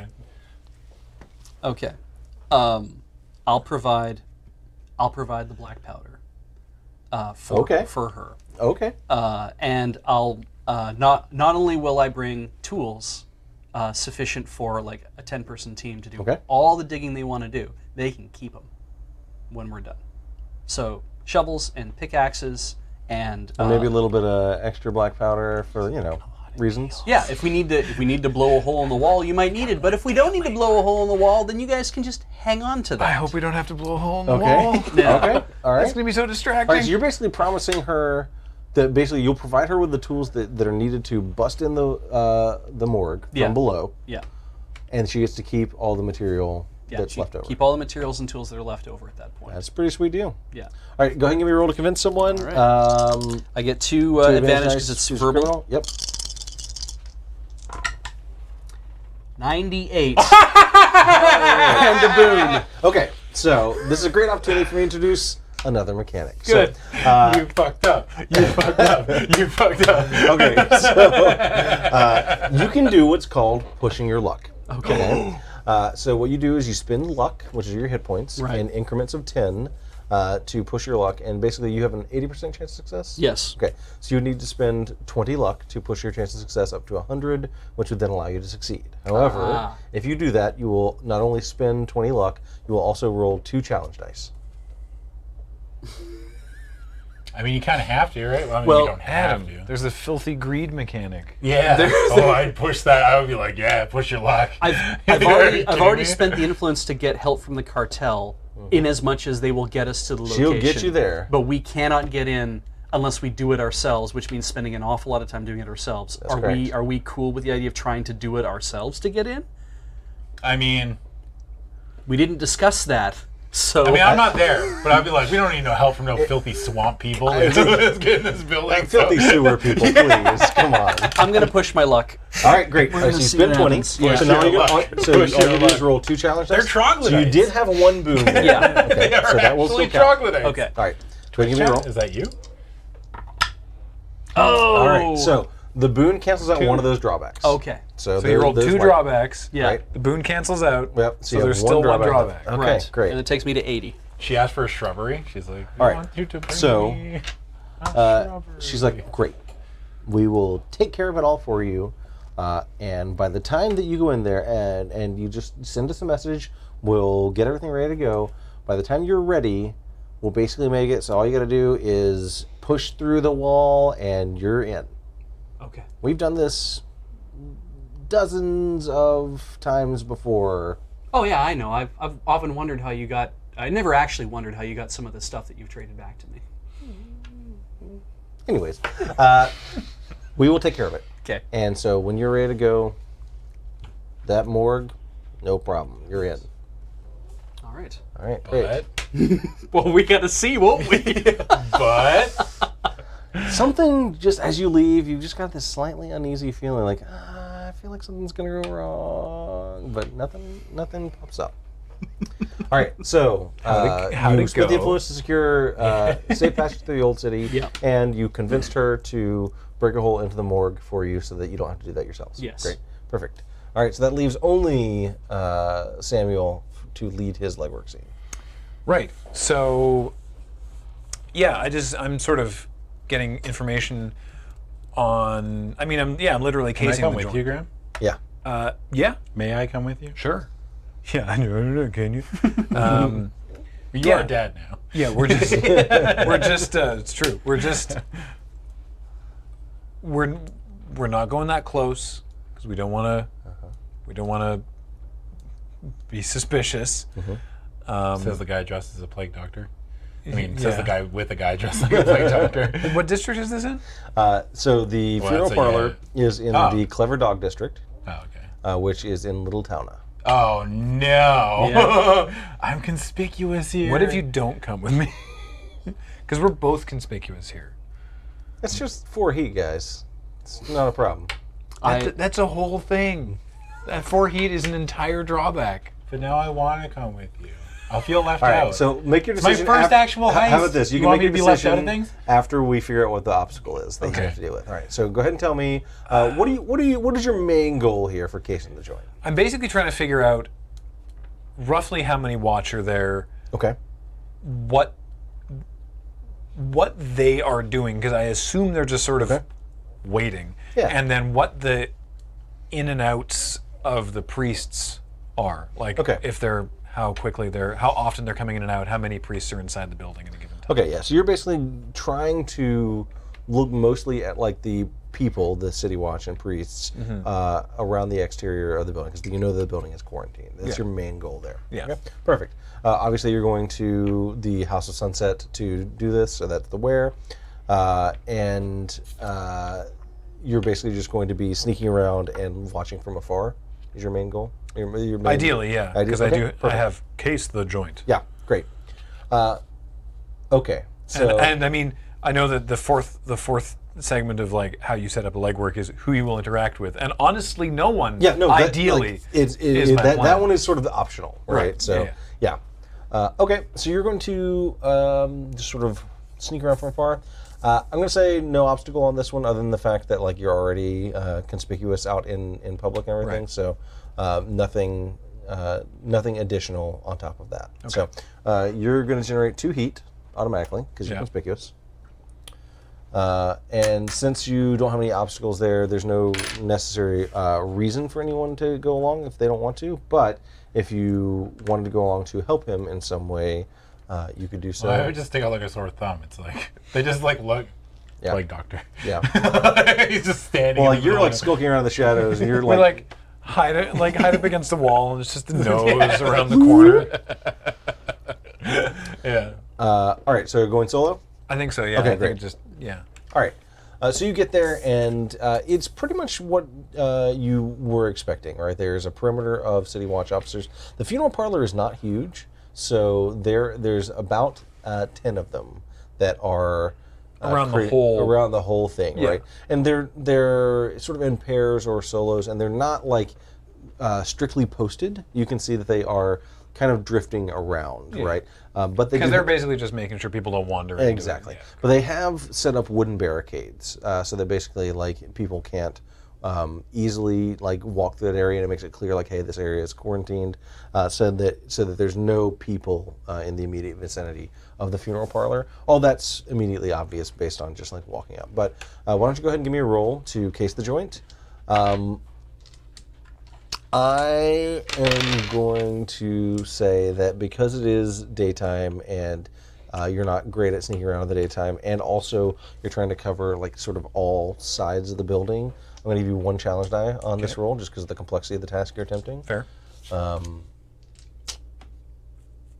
Yeah, so I say go ahead and make the roll. 57 with the drawback. All right, so that's a success? Yes. Okay, great. All right. So, like I said, there's about 10 of them as you're wandering around. You see all these city watch officers. You can also see that they have 1 lieutenant among them. You don't really get close enough to find out who he is or anything, but you can see that they do have a high-ranking officer with them. Right. Looks like that you sort of watch them for a few hours, actually. And it looks like they rotate on and off duty in pairs. So there's like 2 come in and relieve 2 of them, and they go off. And like you can't really tell for sure, but looks like their shifts are about 6 hours long. So they're rotating pretty regularly, right, throughout the day. As far as the priests go, you also are able to spot them. Now they are not as obvious as the city watch officers, but what you do see is that these priests are conducting their rituals outside right now, right? Oh. So they're basically like slowly circling the building, like pouring salt on the ground around the outside, and like basically there are 5 of them, and they are very slowly and meticulously making a circuit around the building, performing rituals at various points around the outside. They do not go inside at all, nor do any of the watch officers. And the last thing you can see is that the doors leading into the funeral parlor are all sealed. And they're sealed by, basically, there are ropes tied around the door handles that are then pulled taut and then hammered in the ground with stakes. Looks like all the doors would normally open inward, but basically they're being held shut by these ropes holding the or like staked into the ground, keeping things taut. So unfortunately, as you're making your rounds, you're going to draw a little bit of extra attention. That's the drawback. So why don't you tell me what happened as you were sneaking around that's going to draw the notice of law-abiding citizens in the district? Let me think. Basically generating 2 extra heat. Right. Heat. I know. There's currently 9 heat in the heat pool. You ever heard the term heat score before, Graham? Relating to...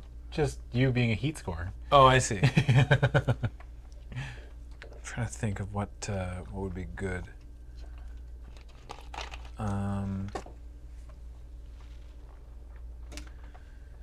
Because if that whole... Because it's surrounded by 4 streets, so to sort of do the whole thing, I'm having to, like, come this way and then, like, leave and go, like, around a block and then come back from the other side. Yeah, and that's why it probably takes you, like, 4 or 5 hours, Yeah. if not more, to make a full circuit.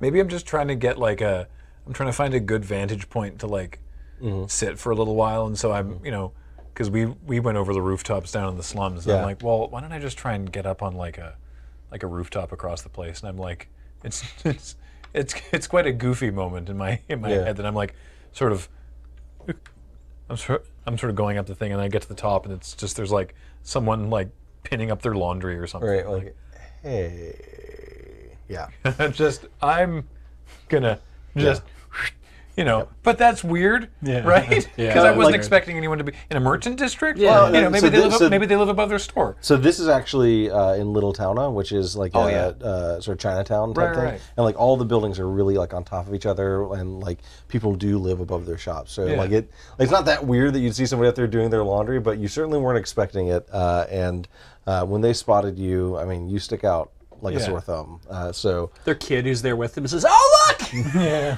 Daddy, a ranger!" All right, but you get all that information.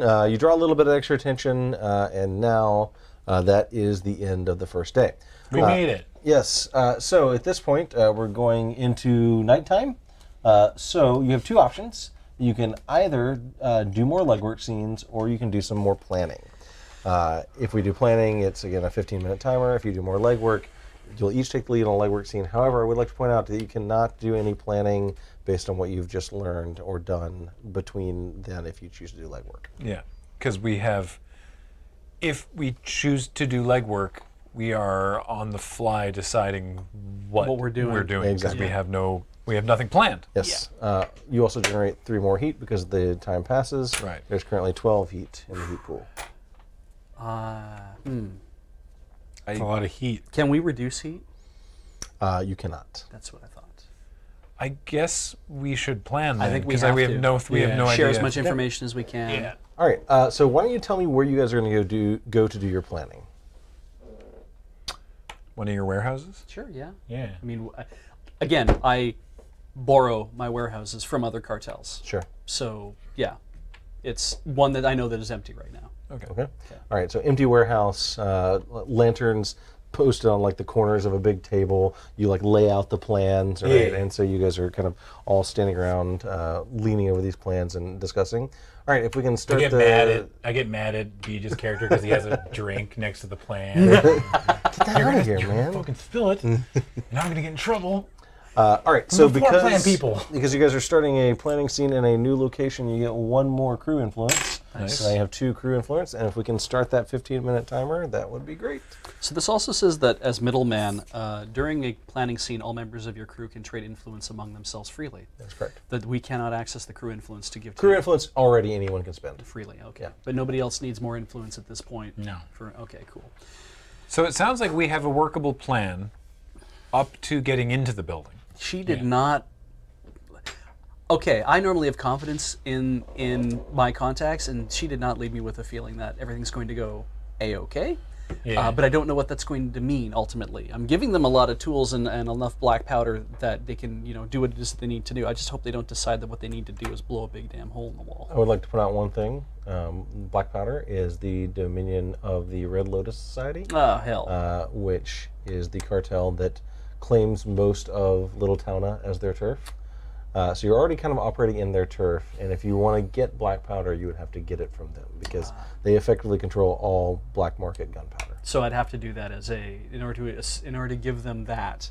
Tools are one thing, so being able to get black powder is something I'm going to have to deal with. Yeah, if I'm not mistaken, you actually have the ability to just like get some supplies. Yeah, right? instead of taking the lead in legwork scene, you can access one of the caches that you've stashed at the city to obtain material goods, legal or contraband, available to crew for the rest of the job. They must fit inside a single wagon or carriage and be anything your cartel would have access to. But of course, I'm independent. Right. And I believe that just means that because I have so many contacts, that it's fairly simple for me to find a thing that we're going to need. Yeah, effectively what that things your cartel had access to means that you can't get something that is the exclusive domain of another cartel. Oh, I see. So like getting the shovels and picks and stuff like that for them, you could absolutely use your ability to get the basic supplies. Right. If you wanted to supply them with blasting powder, you would need to get that separately from the Red Lotus Society. And that was the deal that we made. Yep. If I And remember correctly. also, We didn't make that Okay, deal. the deal that I made. Yeah. that is the kind of thing that you could spend your influence to get because you can get things from other cartels. That's right. Okay. So, whether it's, if you feel squiffy about that and we have to maybe change that plan, then let's talk about that. But I also definitely want to talk about what we do when we get into the building with the man-eating reanimated. Yeah. Cut our way out, and I pull out my Do you daggers. do you have any like? Sure do. Really? Yeah. You have fighting I'm an skills? assassin. Right. Keep forgetting this. I have an ability called Carve Your Way Out. I mean, I have some knives. I have a hand crossbow.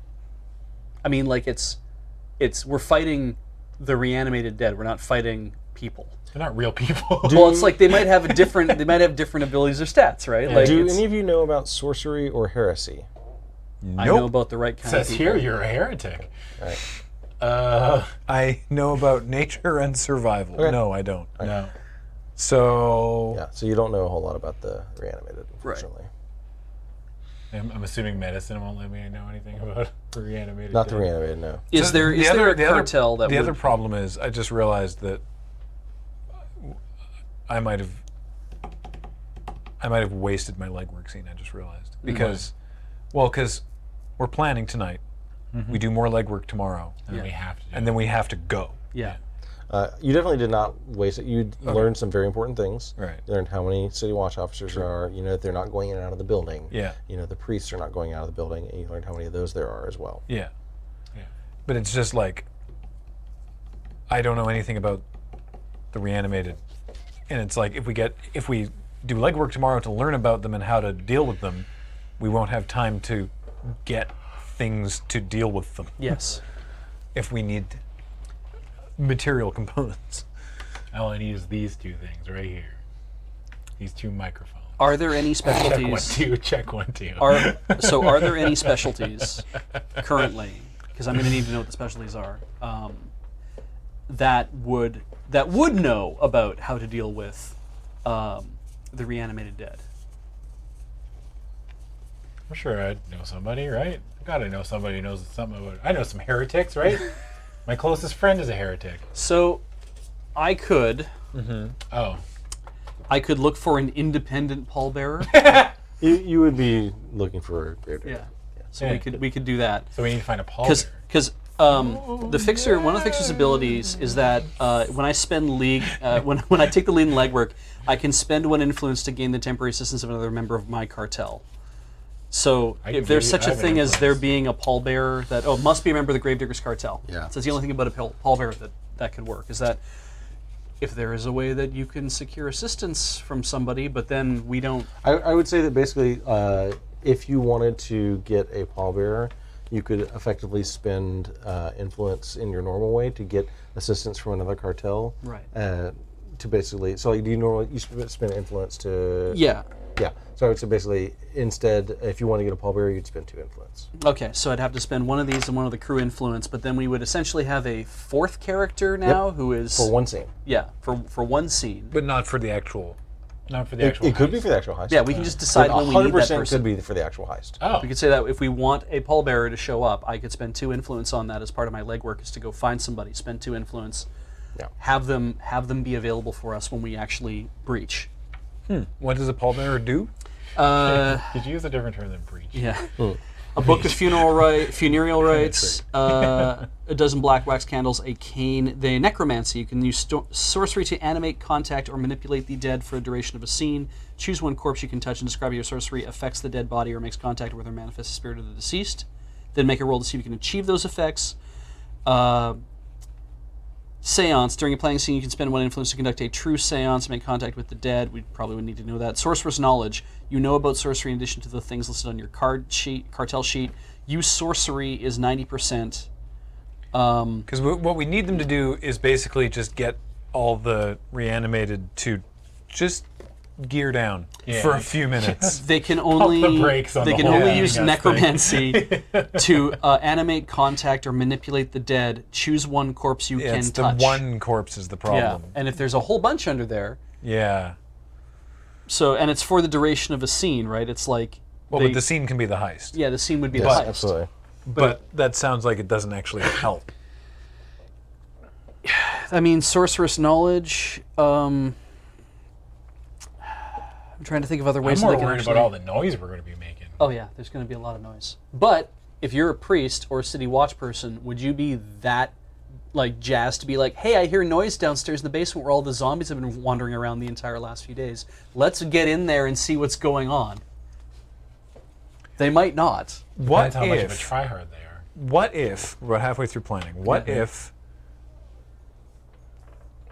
we figure out a way to, while we're going in the basement, to open the doors at street level. Oh. So if they make their way upstairs. So the reanimated get out. Yeah. That sounds like a lot of problems. Yeah. Yeah, but ours is getting in and getting the book and leaving. Yeah. True. And then the priests have set up an awful lot of ritual and salt and stuff.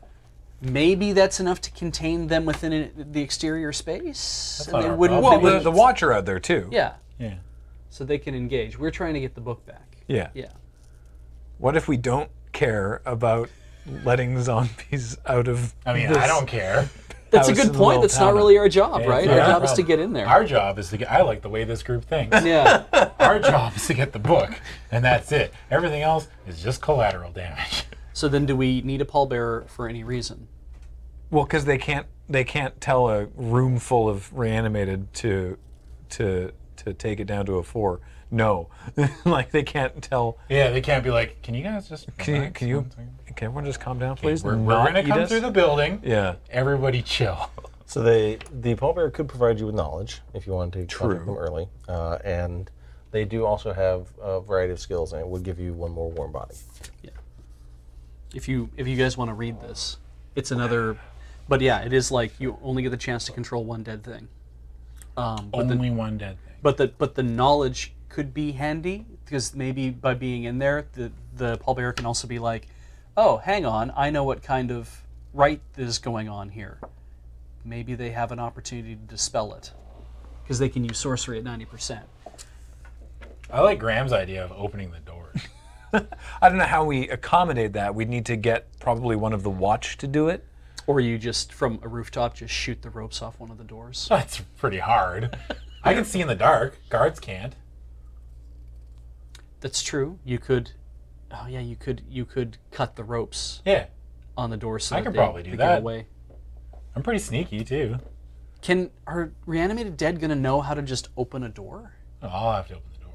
Right, we'll have to actually like I literally also cut the have ropes and open the A doors. 65% to run like hell.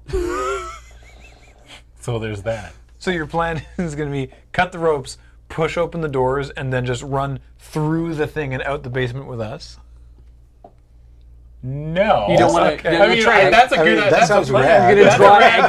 plan. My plan was just chop the rope, open the doors. You're all free now, and then that's it. I was just like, that was where my plan ended. I'll just be standing there like, whoops. Between the watch and the zombie. Yeah, all done. Oops, whoops. Were we able to tell at all if Nice. because what I heard when we started the whole thing is that all the reanimated are underground. None of them have come up to ground level. We don't know that. We don't know anything about what's don't going know. on underneath Definitely there. not. I like Graham's idea of opening the doors. That's a great idea. How do we do that? Okay, we've only got You 4 have 4 minutes left. minutes. Okay, so how do we do it? What are we doing tomorrow? Well, you got a layout of everything, right? I mean, not layout, but you cased the joint. You Top have of an a idea building, of like, explosive arrow, aim at the doors, blow the doors where are we open. gonna get an explosive arrow from? Legwork! Gotta go get it! Do we do this during the day or do this at night? I would also like to point out you have influence that you can basically spend to get and do things independent of legwork scenes. During I the want to work find scenes? out. Can I Independent use of my all influence to scenes. find out who's going to be on watch the night we try to do this? 100% yes. Yes. And then we're going Does to that try help to. you? Why is that helpful? Just knowing who's going to be on watch, does that actually help us in any way? Yeah, Or I can how? bribe them. So that's what you actually want to do. Yeah, you we wanna, can try to bribe them. You're going to. So what you want to do is you want somebody to be on watch who we can bribe. That's Yes. that's the end point. Yeah, of that's the lever. end point. Okay, so we want to bribe a watch officer to And do what? I can stab someone, To open the or shoot doors? someone, or brawl with somebody. Oh, I guess. Yeah, we could bribe a watch officer to open the doors. We could, yeah. Or just to look the other way when one of us shows up to do it. Probably less dangerous for us to get them to do it. Yeah, and then we all go in from underground. Yeah, but I mean, like we're risking it for the biscuit if we get them to do it, right? At least we know if one of us is doing it, then we know it's going to get done. I will say this, city watch officers, pretty tough to bribe with just influence. You'd have to spend 2 influence to bribe a watch officer. You can still spend that. 1 to get somebody else to do it, but if you want a watch officer specifically, I want him to influence. like just be okay with me being there if I get seen. I want a safety. But there's net. 10 of them. Oh, there's 10 of them? Yeah. And they cycle all the time. So you'd have to know that it was the right. Are the priests there constantly, day and night? No, they'll be there during the day, probably. Priests aren't going to be there at night. He saw them during the day. Yeah. I say we try to bribe one of the city watch. Maybe just to do it. So during the nighttime, Yeah. when we actually do all this stuff. Yeah, we'll give him 2 gold doubloons to cut a rope and open the doors. Yeah, I think that's a thing. We ignore the pallbearer option. Okay. At that, we could, or Yeah. we could. I mean, I have enough influence that I could basically get a pallbearer. So I'd have to spend this, Right. Yeah. and then you'd have to spend 2 influence to do that for somebody from the watch. So this is on the last night, and then the idea is that 4 of us go in underground. Yeah. And we use the pallbearer to figure out what's going, or rather to use sorcery to try to dispel the right. Or to just push them out the front door.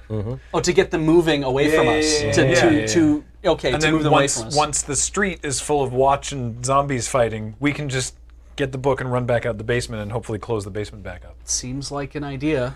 It's a hell of a plan. I like it. It's a bit of a mess of a plan, isn't it? Yeah. Something Yeah. could go wrong with the tunnel downstairs too. So we got 48 seconds. I like this plan.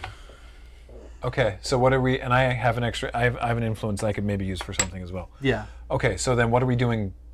What are we doing tomorrow then? You're Tomorrow, bribing a guy. I have to go bribe a person. You can just spend the influence. You don't have to spend a legwork scene to do that. Oh. Oh, well then. Well, you need to get your gear. Yeah, I need to get all that stuff, Yeah, which that's means your I need legwork to scene. spend. I need to spend an influence To get black Do you powder. just get to trade stuff if we're doing a planning scene? Yeah, during planning, I can just take your extra this. influence. I don't need it. So, Yeah. 2 for the pallbearer. Yeah. 2 for the pallbearer, 1 for the Red Lotus Society Yeah. Yeah. to give us black powder because that will mollify the people underground, the Okay. Forgotten. And So- then you've got your 2 to do that. All right, we're at time. Okay. Okay, so I don't know what we're doing for legwork, I but love your plans, guys. All right. what a mess. Day breaks over New Dunhaven. Okay. And you find I yourselves. like how we're basically like, what I need you to do is open the doors and we're just going to be like, shoo! Like, All right. So Yup. be There's- gone. That's the zombie. plan. there is 15 heat in the heat pool. Ooh, no. PogChamp, 15? So it's legwork. All But right, is legwork. we did say we're waiting until the last night to do everything. I Correct? think night makes sense. Yeah, that was what we said, I think, Yeah. in the previous scene. Yeah. Yeah, So I mean, we're you we're could in try and daytime pull off light. the job right now if you wanted to, or do legwork. That can't be right. It's so mad, it just might work. Okay, I need to do legwork in order to go to the Red Lotus Society. Do I Okay, not? so you don't have to do legwork to do that. You just spend the influence Okay. to it. So I go ahead, So independent of my you're- group, and try to make the plan work. You know? to be clear, be clear. you're spending this Yes. to obtain black powder. Yes. To, Is this like a genie's wish, or are you just like the monkey's paw? It's gonna like one finger's gonna go down. You're like, that's what you wished for. Word your request carefully, my friend. yeah. Kind of. But, Okay, sorry. So that was to obtain blasting powder. yeah. That can be used to blow open the bottom of the morgue and get inside. That was definitely not what I said I wanted them to do, but that was something they asked for. Sorry. Yes. Okay. All right. So you have obtained 2 small, like yay big-ish kegs of gunpowder. Okay. Okay. Did you also want to spend your legwork scene to use your fixer ability to get the digging supplies that you promised them? Oh, right. Then you have to do that. Okay. All right. All right. So you use your. I got what you need. Yeah. Okay. I'm going to access one of my caches. I'm going to get the things that they wanted. It fits inside a single wagon, along with those 2 barrels of Absolutely. blasting powder. And we take it to the location that we were going to meet them at when we go underground. All right. So you have passed on the digging and now blasting supplies to Wendy, your contact in the Forgotten, and she and her compatriots are going to basically get everything ready to go so that you can just bust into the morgue. Okay. Perfect. So then the other thing was we were also going to spend 2 influence for a pallbearer. Okay, but you want to do that for the final Yeah, scene, to right? take him with Perfect. us. All right, so hang on to those for the final scene. Good. Okay, so you two, legwork scenes. Who's got a thing they want to do? I have to go. So you just do that, though. You Don't I just? Oh, I it's just not for do your that. legwork. Yeah, Those yeah, you'll just I do. just do Right? that. When you spend influence, you don't have to spend legwork Yeah. scene unless something specifically says so. Like, for example, his thing said spend legwork scene to do blah, blah, blah. I see. What do we need to do to make sure this all goes smoothly? So, just to lay out a few of the obstacles that are in front of you, you've got 10 city watch officers upstairs, or outside. You have an unknown number of reanimated wandering around the inside of the funeral parlor. You have a group of 5 priests that are conducting cleansing rituals outside as well. That's Do we know what time know they of. take dinner? The watch? It's a. They rotate they- about they every 6 rotate hours. Every 6 hours? What we do know is that it's a small funeral parlor, which means they're not going to have like 40 staff. They're going to have a small amount of staff, Yeah. maybe 5. Yeah. The amount of people, if it's a small funeral parlor down in a morgue like that, you're not going to have 40 bodies, Just 40 right? dead bodies in a basement. You're going to probably have between 5 and 10. Yeah. I'm going to assume 5 because gonna generally assume you're 5. only going to be prepping that many and then you're going to be All moving them off somewhere. So maybe at most we see 10 bodies. All right, so we're dangerously close to planning here. Yeah. Okay, All sorry. right, Sorry, so that's fine. What do I want to do? What do you would wanna my do? character want to do right now? So anyways, you know of those obstacles that I laid out ahead of you, so doing things to deal with them or prepare yourself to deal with them would not be untoward. And again, you have 15 heat in the heat pool. That's a lot. Just to of lay heat. that out there. That's a lot of heat. That's a lot of heat, Grant. I have some ideas, but I'm trying to weigh it against sticking my neck out there today. What are your ideas? Well, I don't want to say because then it's planned. It is plenty. Yeah, that's right. Yeah, Right. right. Okay. I'm trying to decide because what I want to be like, what I want to do is figure out. I'm not gonna lie to you. I don't have any ideas. Fair enough. I'm weighing my options so I can just go, Rodney, I'm doing this. Yes. But I don't. And also, I can't come with either of you because I already have my own thing I'm doing. No, Yeah. you can always go with them. Oh, okay, Yeah. that's fair. It's Oh, right, 'cause basically, it's you always abstracted. lead only one. Right. In this case, you used your I got what you need to instead of leading one. That's right. But you can always go with other people. Okay.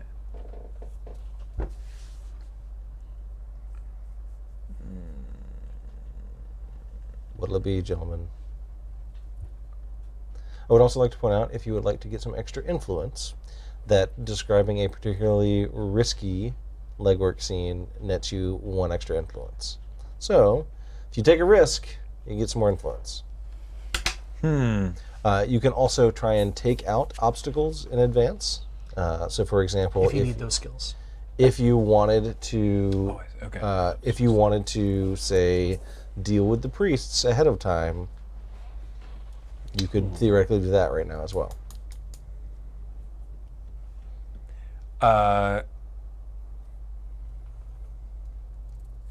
Can we say that because part of the planning was coordinating between when the Forgotten were going to knock through the wall and when the Watch was going to open the doors, that we have established a time when this is happening? Okay. Yeah.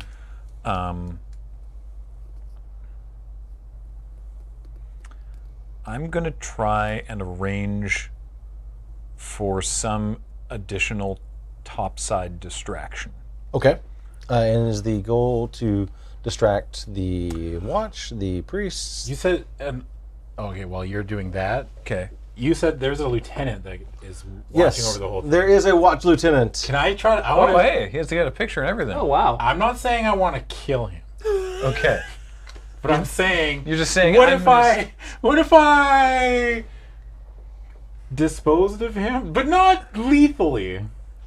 Trying to take out the Watch Lieutenant ahead of time is a great use of legwork. Yeah, that's what I mean. On his way to the when he's on his way for his shift, whoever's running the who's ever running the watch squad, I guess is the word I'm looking for. in such a way that they won't be able to figure it out and send a replacement Yes. before. I see. Yeah, I see. In such a way that there is no boss. We all know when there's no boss, they all just want to be lazy. Maybe they'll just all sit around and play cards. That's All what right, cards so do, you're right? gonna. So is that going to be your legwork scene? Yes, You want to that's take my it? legwork All right, so you're going to try and take out the Watch Lieutenant ahead of time. Okay. All right. So tell me where you're going to go to do that. Do I know the path that he takes? Like, I'm sure you do. okay, how do I want to do this? I want to do it dirty. Seduce him. Yeah, that sounds good. The dance of the seven veils is time, it's time to unleash I my only true brought power. one veil. How do I want to do this? You in a plague mask and nothing else. Well, that's the worst thing ever. I'll just like Tuxedo Mask from Sailor Moon. I'll show up with a thorn, like a rose will hit the ground right in front of him, like in the he'll stop. Too bad I've already killed. So he's on his way to work is the idea? Yeah. Is what you were Sure. thinking? Yeah. He was on duty during the day last time. God, how do I want to do this? How would I do this? How would a rookie assassin do this? He's probably not gonna walk in like a down an alleyway or something. No, does he have to eat? Guy's got to eat. Yeah, I know medicine. Would I be able to like slip something into his food? You could try. Yeah, that's what I want to try. Okay. I want to slip like, what's the equivalent? Do they have Epicac in this world? Like, Sure, you know what yeah. I mean? Like, I mean, so there are poisoners, and in fact, the Gravediggers have a lot of poisoners among that cartel. Yeah. But securing something relatively, Benign? I would say, yeah, I don't want to kill him because that would be too I would say something basically medicinal that has that has an obvious effect that people would be able to trace. You wouldn't need to be a poisoner to do something like that, right? Like. Yeah. People would be like, "Oh, he's getting sick." Obviously, want to be something that's somebody be put attributed whatever to food poisoning. Exactly. Yeah. I don't want it to be That's like he totally started doable. puking, his eyes were bleeding. Yeah, Like, yeah. It's like no. That's totally doable. Normally, like poisoners can actually do some crazy stuff with poisons that, like, affect people's mental states and things like that. But if you're just trying to make him sick, yeah, sure, you could do that. Yeah, that's it. Okay. All right. So, Do you have distract? so you're Yes, 65. So you're gonna go somewhere and you're gonna I have basically wait for him distract to go eat lunch. 80, but Yeah. I don't want to go with him because Okay. I don't want to add more heat. Yeah, that's wherever he's, I guess I'd follow him from whenever he's leaving towards the job. Like Okay.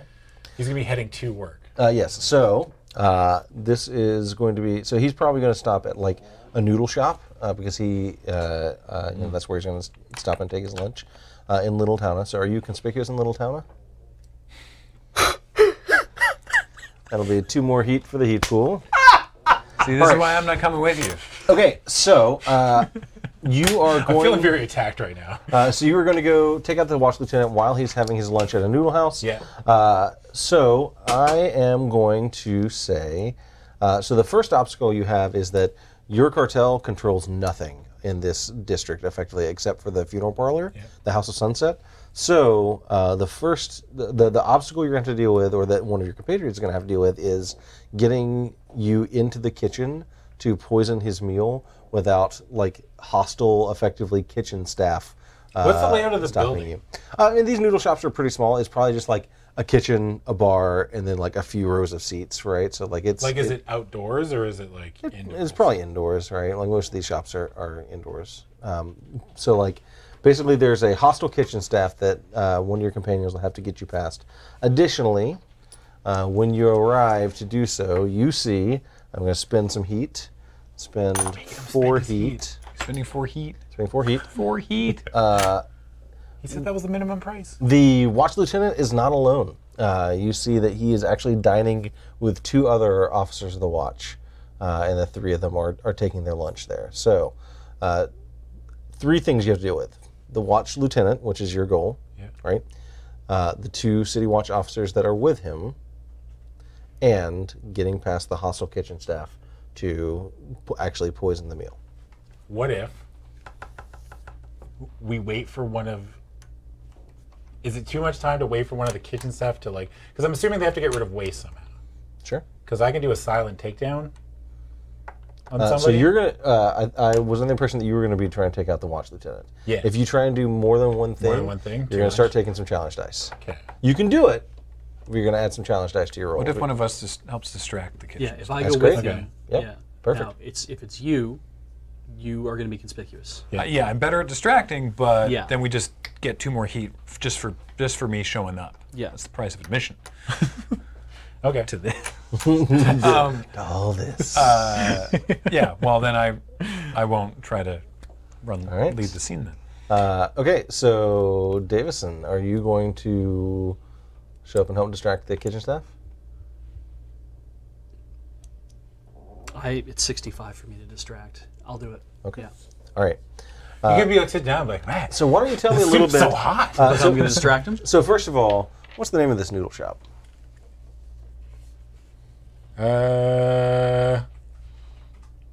Oh man, that's the toughest question you've asked me. I know, right? It's a really tough question. Double Dragon. Yeah, Double Dragon. That's great. Run Actually- by Billy and Jimmy Lee. I actually prefer the one that's like 2 districts over. Double Dragon 2.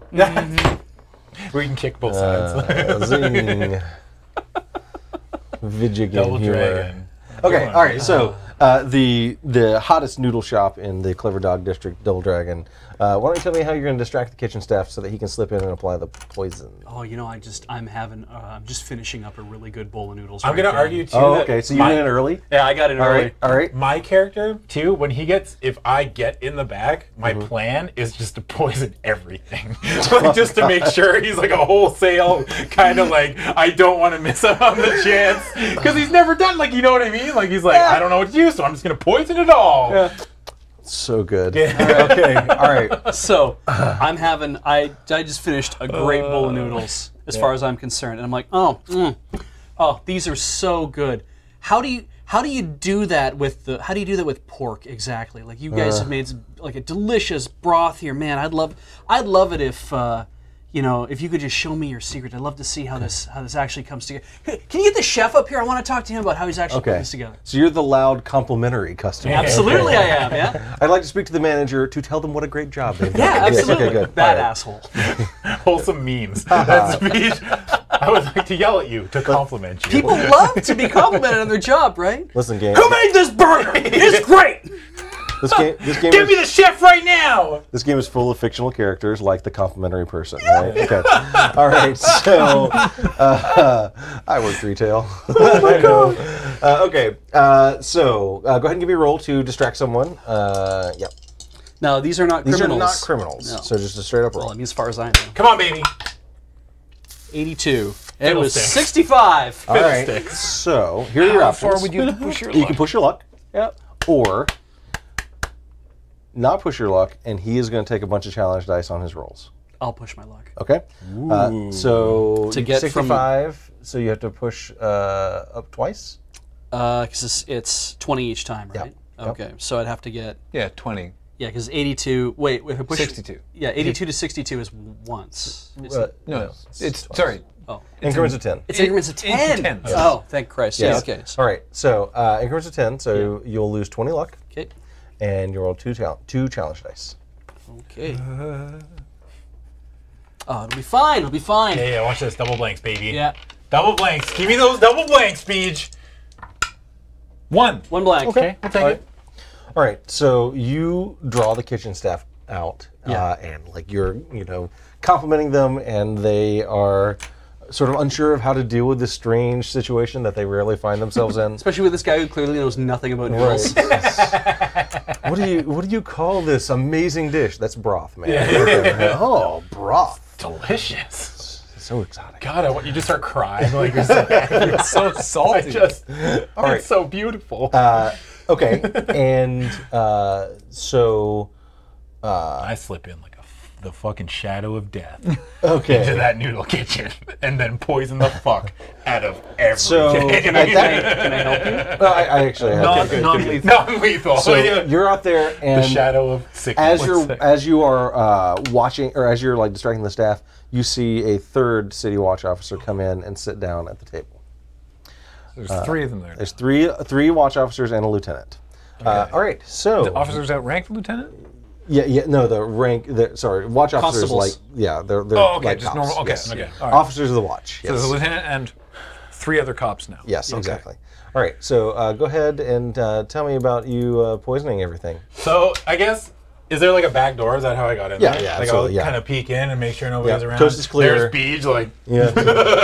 I just love noodles so much. He's like got a handful of noodles, like But there will be one giant vat of broth. Okay.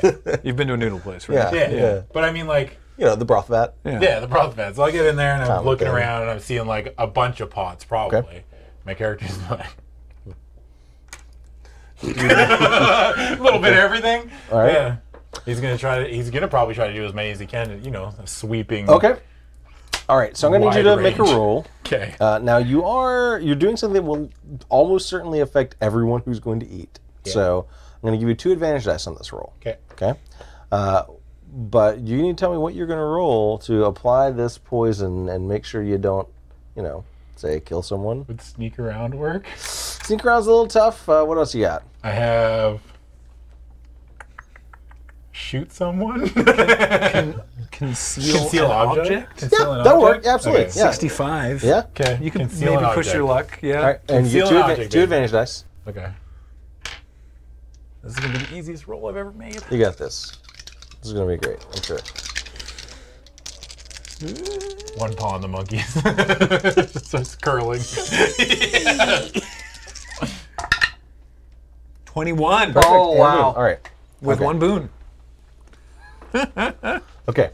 So Poisoning master. That's what they're gonna call I mean, me. if you go by quantity, yeah. They're gonna call me Burnaby Bubonic Plague Tombs. it's kind of a mouthful for a nickname, Yes. honestly. Okay, so about 10 minutes later, Yeah. people are starting to eat, and then it starts to happen. People start Is to it like get, that scene in Stand By Me when they eat too much the pie eating contest? And people start to get sick, and it's not just the watch officers. And the lieutenant, he's got this like sour look on his face. You see, like sweat is starting to pour down his brow, but he's not puking. He's not making a run for it. He's just like, I'm gonna tough it out, right?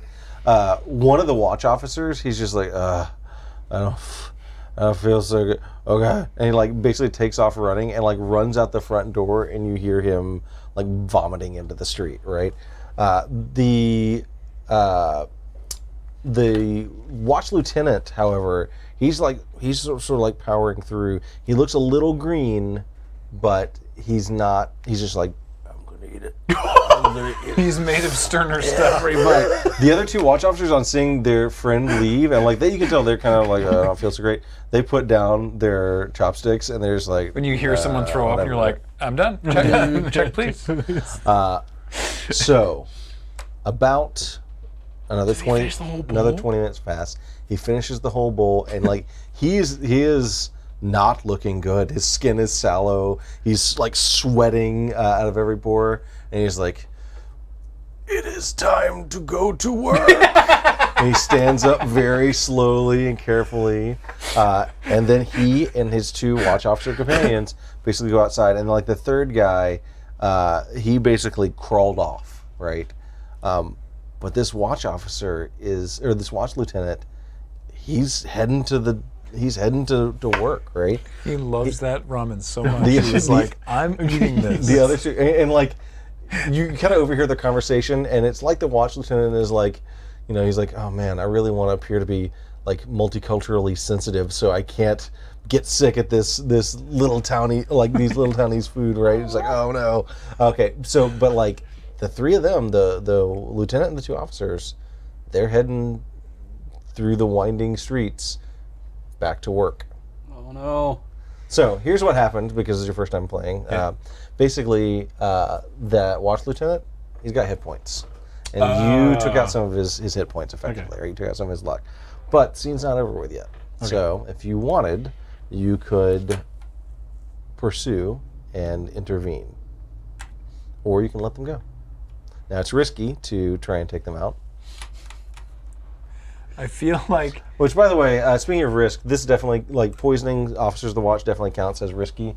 So here's an extra group influence.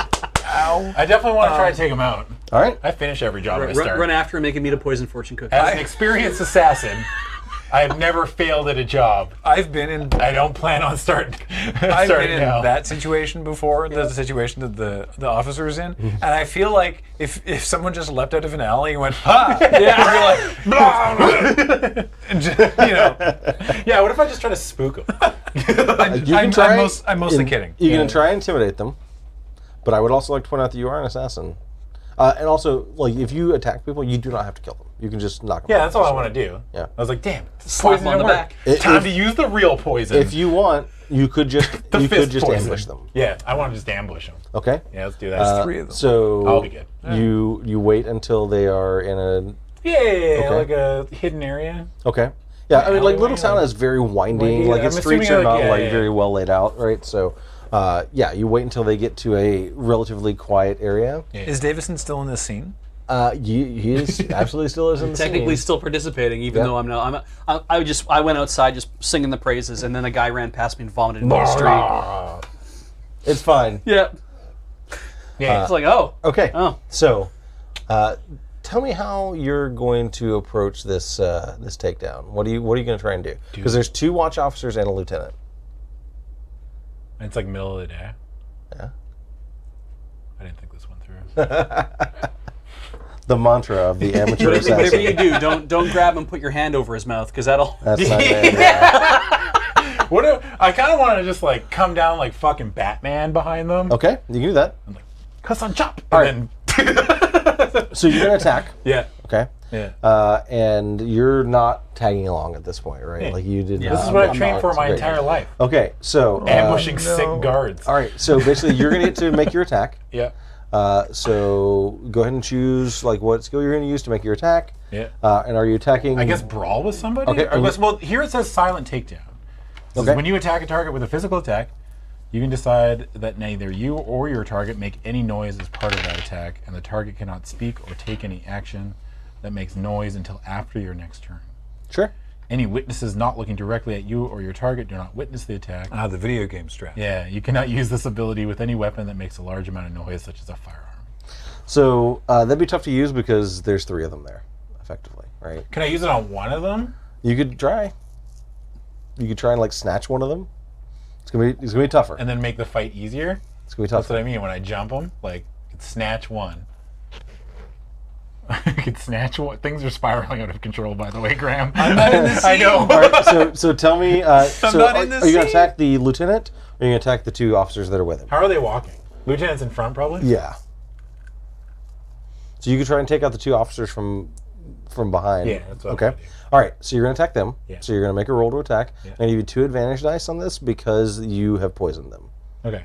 And even Well, it these says 2, carve my way out. You have 2 advantage dice on any attacks you make against minions. these guys are minions. So you're gonna get 4 advantage dice on this roll. Holy crap! All right. So go ahead and make your roll. Additionally, your attacks made against lone minions Yeah. automatically succeed. Yeah. No, there's 2 of Doesn't them. work. Yeah. Damn. Sorry. Okay. Okay. What am I rolling though? Like, how's the attack roll? Like, do they just work? So you're gonna pick a skill. So brawl with someone, I guess. Sure. That's got to be it, right? Yeah. Absolutely. I guess shoot or stab someone could work too. I What's the think save? if you were trying to take these out non-lethally. yeah, brawl with someone. Yeah. And I get 4 advantage dice. Mm-hmm. Do I have to roll any of the black ones? No. Okay. Come on, baby. Watch this. What a hero, assaulting the infirm. I'm so brave. They're gonna sing stories about this one. Softened him up. Yeah. Yeah, I poisoned them. It's just the poison didn't work. So I'm definitely gonna beat up whoever sold me this poison. I hope so, because I left you alone because I thought the poison works. Okay. Show me potato poison. That's a 12%. All right. 12. So you're actually going to take both of these officers out, and so basically they drop silently. That was 12 with 2 boons for anyone. Yeah. Okay. So Watch because me you're able to listen. take them out silently, Yeah. the watch lieutenant is not going to get to take a turn. Okay. So you're going to make another attack. Sweet. I'll do it again, I guess. So the 2 of them drop. You can, like sort of come behind them, whack them both on the head. They drop like. Can I like bang their heads together? Like, All right. So in this case, this guy's not a minion. Yeah. But he is poisoned, so only 2 advantage dice on this. Okay. All right. Check this out. You ready for this?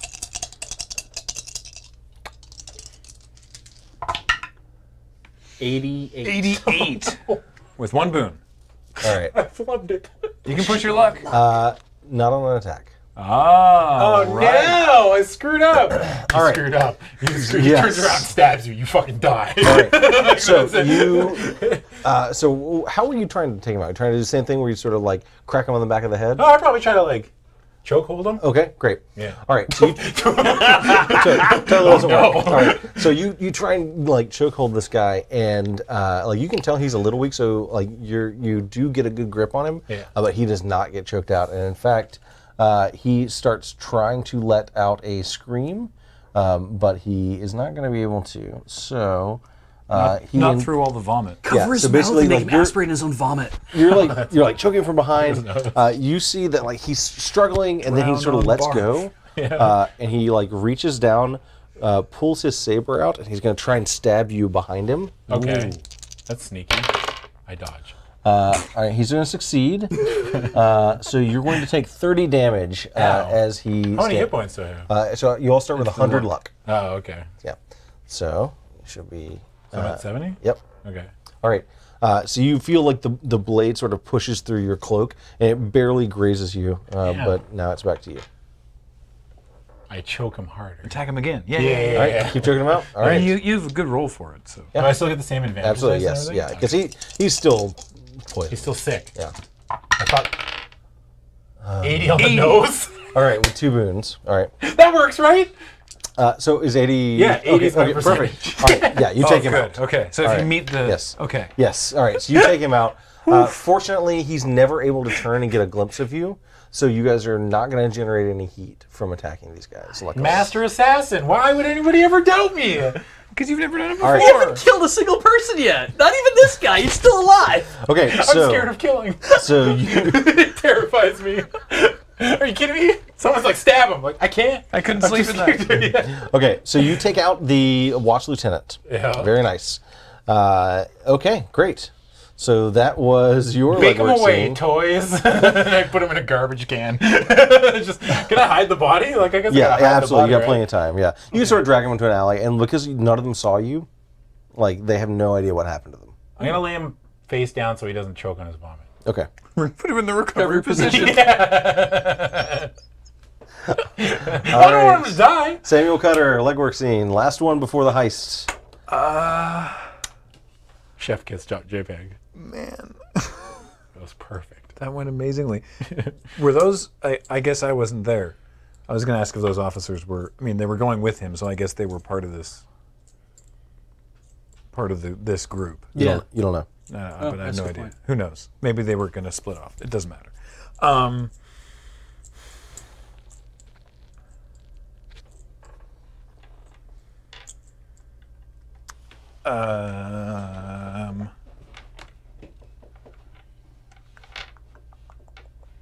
Like, I have this super cool, like, I can see in the dark trait, and we just haven't taken advantage of it whatsoever. Well, not yet. Not yet.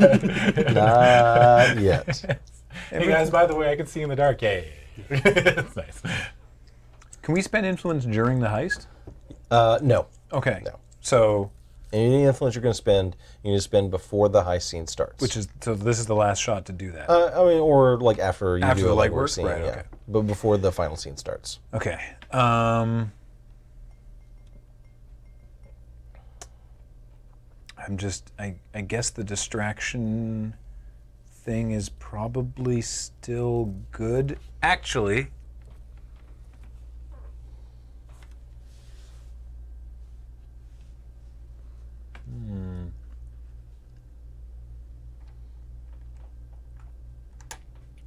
I have an idea for a problem that I want to solve, but I'm trying to figure out how to do it. And we can't talk about it, because that's planning. Or what do you want to get out of it? Well, I'm not entirely... Davison said that he felt a little uneasy about the Forgotten. That he still trusted that everything would go fine, but he was a little uneasy about it. Yep. And so I'm trying to see if there's something I can do to alleviate that anxiety. Okay. But I don't... Get me a mani-pedi or something? Ooh, I'd like a mani-pedi. You've been working so hard. Yeah. You should treat yourself. Treat yourself. Spa day. We all just go out. That's our last legwork day. Is a spa Just day. get massages. Yeah. All right. Face masks. You ready to go fight some zombies and steal a book? Let's do it. I just picture me in a spa too with the plague doctor mask on. Cucumbers over the eyes. Yeah. Like, I can't. Over the eyes of the mask?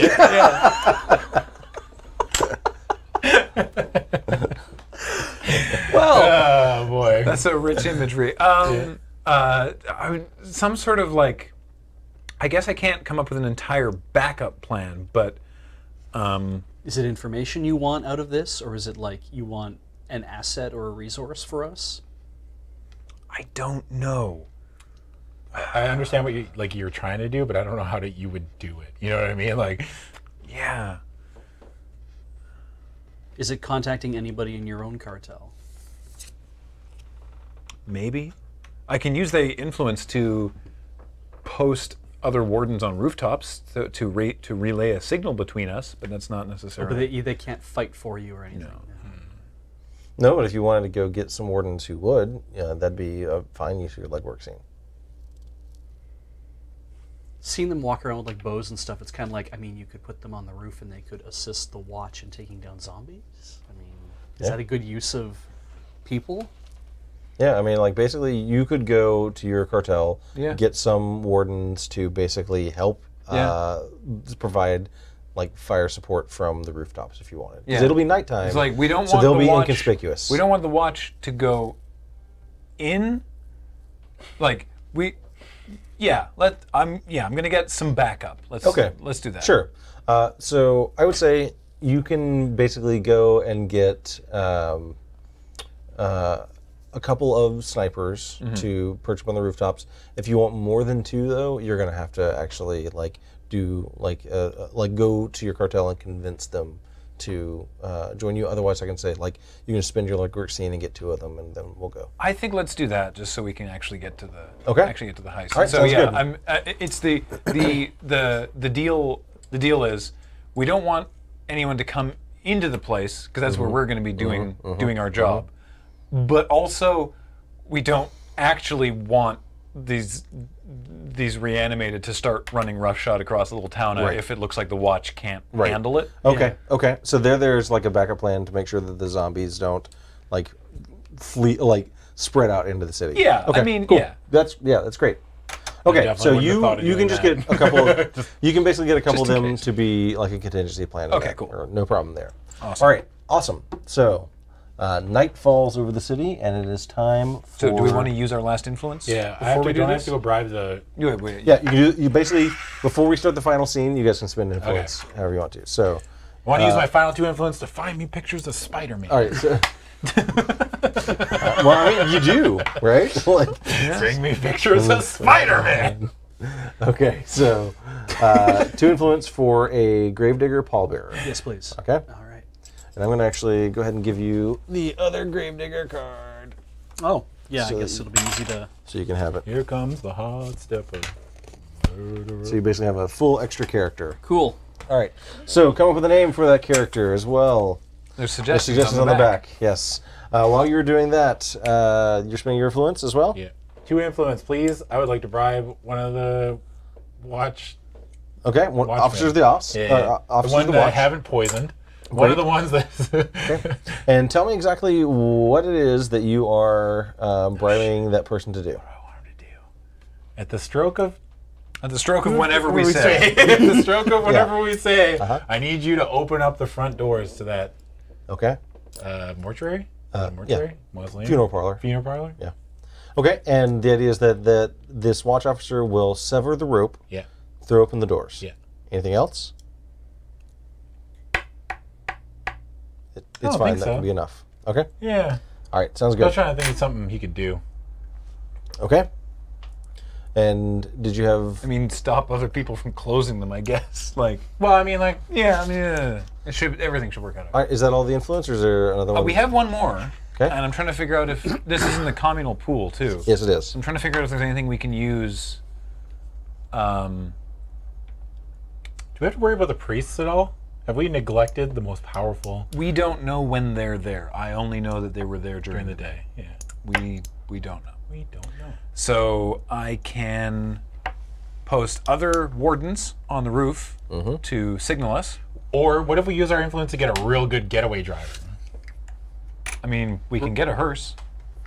Yes. You can get us a hearse. I can just get us a hearse? That's not a really good getaway car, though. I mean, It actually really is. oh. we're okay, going... can I get us a It hearse? allows your crew to travel the streets anonymously. Oh. But we are going in through Yeah, but once we get out, the Forgotten, and we're coming out from the Subterranean area as well, I thought. Yeah, Yeah, and but just to be in a safe. whole different district. That's fair. what if I get us a hearse? Do I have to use influence for that? One. Okay. What- What if I what- use what the can you influence use to get us a influence for? sweet hearse? Can you top a getaway hearse? Call in a favor from one of the right kind of people, get help from a cartel not represented crew, get information from one of the groups opposed to the cartels, like the Blood Eater or the City Watch, gain access to a safe house and a home of a law-abiding citizen. Should spend an influence to get me a corpse that looks like Graham's character. For some reason. Convince, I don't know. You never know. convince another crew to join forces with you for one scene. Another crew? Another crew. That's Wow, a that's lot of pretty good. You people. could spend influence to maybe What do we need convince that the many people? Forgotten who are helping us to join forces with us. Help us smash some zombies. Or at least hold the door. Hold the Or door. deal with. Hodor. Or deal with Priests. anything else that's going, priests or anything else that might be going on, like things that we don't know what's going Hodor. inside there. It's basically having extra people to back us Yep. up. That's Absolutely. a way we can use influence. Sure.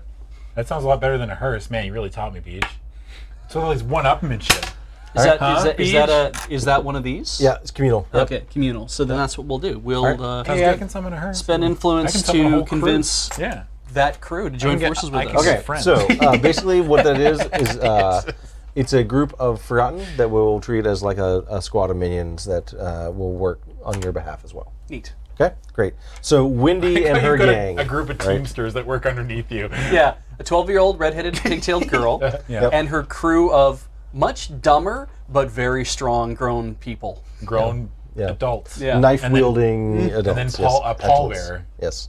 Do we need a name for our pallbearer? Yeah. I think you Yeah, do. yeah. All The- right. The name suggested. How do you feel about Victoria Frost? Sounds great. Sounds All right. awesome. Sounds like a Golden Age X-Man character. Right. Yeah. I thought so too. All right, so the three of you, Yeah. Victoria Frost.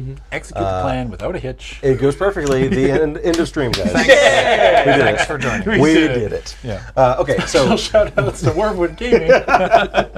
all right, so the four of you descend down into the old city, and you're basically, if you've ever done like the Seattle Underground tour, that's kind of what you're looking at, right? Like there's like shop fronts that are still down there, and they're all like boarded up, or in many cases bricked up, and like the streets are they kind of like where the streets are now like the sewers underneath, or where like canal runoff like collides and creates little like underground rivers, right? But you're sort of making your way by torchlight and lamplight through this underground section to what Wendy and her gang tell you is the base of the morgue, right? And you can see that they've excavated a huge amount, and they've basically use their shovels and pickaxes to chip away at the foundations that make up the building, and you can kind of see where like it's thinned, but they've basically shoved one of the barrels of black powder into the hole they've dug, and they're like, all right, we're ready to go. It's right here. Wasn't necessarily, but you know what? Ultimately, I guess you know best. Listen, when all you have is a barrel of gunpowder, everything looks like a thing you're supposed to blow up with a barrel of gunpowder. That's gonna Yeah. take. I like these people. Can I join so your group? loud? That's gonna. Oh, I thought of that actually here, and she like holds out these cotton balls to you. Put these in your ears. I don't wouldn't- mean. Thank you. And you sort I of don't take mean them, for us. I and you mean can for. see that like they're kind of yellowed and gross. It's like- Oh. she's like, I- listen, I tested those earlier. They're for Wonderful. And she, I like, meant more for like the people shoves cotton in her up ears. top. I meant for the people up top. If there's one thing I've learned about the Forgotten is they have very little concern about the people up top. I'm worried Yeah. about them coming down Screw them. here. No zombies to deal with. No. Our plan's what? foolproof. Oh, for God's sake! Wait, what? Oh, I mean, Hey, if anything comes out of the hole we're about to make, yes, you didn't hear anything. I said, You know I can read lips, right? You said zombies. no, I'm wearing a mask. That's a lie. I'm wearing a mask. That's a good I'm point. wearing a mask. You can't read me. I'm too smart. I outsmarted the game master. retired champion. Take that, DM. No, she stop. she read it in his reaction. Only that reaction would be okay, yeah, you're right. So she doesn't know about the zombies. Okay. See? All right. So are we going with the detonating the black powder? You're here now. How come this easy? How much longer would it take us to actually break through with shovels and pickaxe? We'd miss the deadline, wouldn't we? Questionable, but maybe. Let's let her up. Yeah. By the way, if anything comes out, if there's anybody down there, we're just willing to kill everything. So by all means, feel free. Okay, when you say kill everything, you mean the reanimated? Yeah, I'm not going to tell her it's reanimated. Just like, if you sure. see anybody come out of there, feel free to just kill them. Okay, I mean, except great. if it's us. She's like, yeah. Yeah. Okay. I know it'd be gear kind of job, What Wendy. are you telling Victoria Frost? What's her marching orders here? Yeah. Does she know that we're heading into? Oh, we'd have to fill her in because that's why she's Zombieland? coming with us. That's why right? she's here. Yeah, exactly. So, what Victoria should know is that we are after a relic, because she's a gravedigger, and a gravedigger's put us on to doing this anyway. So I'm assuming. Yeah, me and Victoria do our secret gravedigger handshake. Yeah, so it's safe for us to say. So the gravediggers have us on a job, and there's something in here we need to retrieve, but we know there's a reanimated dead down here, and she's like, okay, well, I can tell you all I can about, like, what she knows about sorcery, in addition to the things listed on the cartel sheet, and it's like, all we need you to do is turn undead, get them to walk away from us, or at least use sorcery to push them back. Okay. If they're coming for us. All right. So Victoria, she is, well, frankly, she's a little creepy. When she smiles, she kind of smiles like this. Oh, she She learned seems well. nice. Yeah, that's good. I like her. Yes, I can do that. It would be my pleasure. For those of you on the podcast, you should go watch the YouTube video. Yeah. Please don't. I like her. And with you, she is not very friendly. She's cool. She's just like... Oh, really? Yeah, she's like, Why? I don't know. Spend time having this conversation with her. You just want to get out of this. All right, I looked so... at the mask like, being kind of rude. All right, so... Trust me, I'm a nice So person. Frost has her orders, and now what?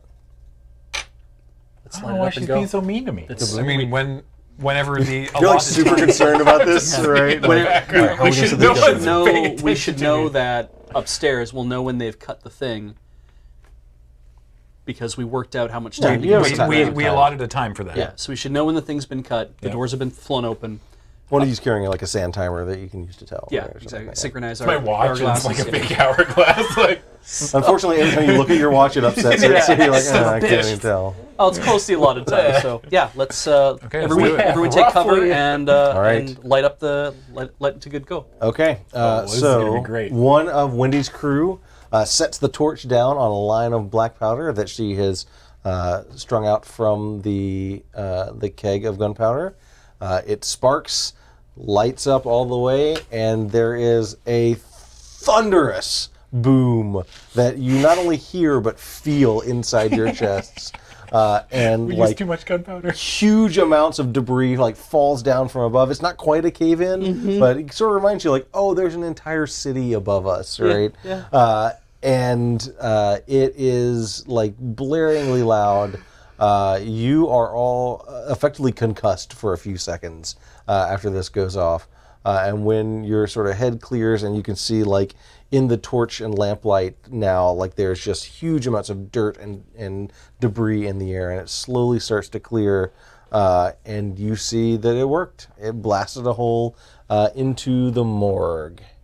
However, I'm going to spend a little bit of my heat here. That's a lot of coins he's I playing meant with to right spend now. it at the start of the scene. I'm spending 12 heat.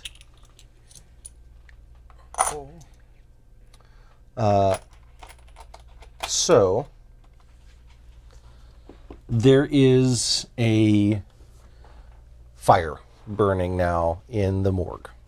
It appears that the gunpowder set off a explosion, or basically set off a chain reaction in those embalming fluids. You know those volatile embalming fluids that the City Watch warned people around? Turns out there were actually embalming fluids there. I probably should have known that. And the downstairs of the morgue is burning.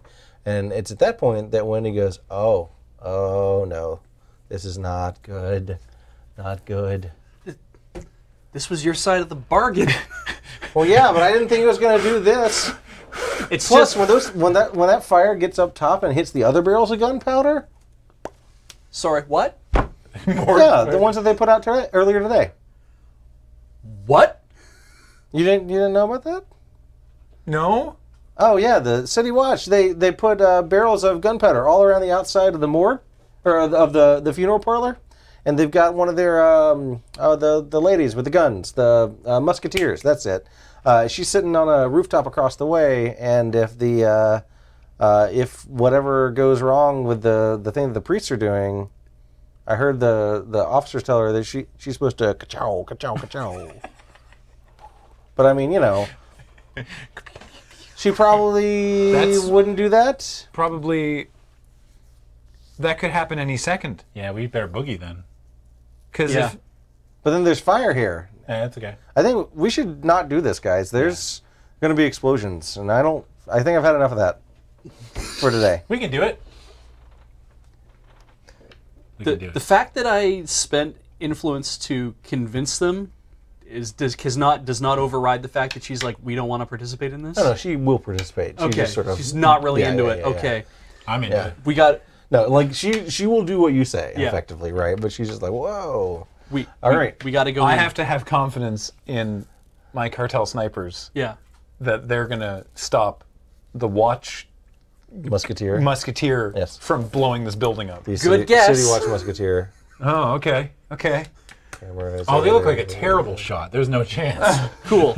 So then, Let's go. Yeah, let's go in. All right, so you're heading in. Yeah. Okay, so the way it works is initiative is sort of side-based, right? So you guys will go, then the bad guys will go, then you guys will go, bad guys will go. So you guys are going in. Explosion has happened. You know that there are reanimated inside the building somewhere, right?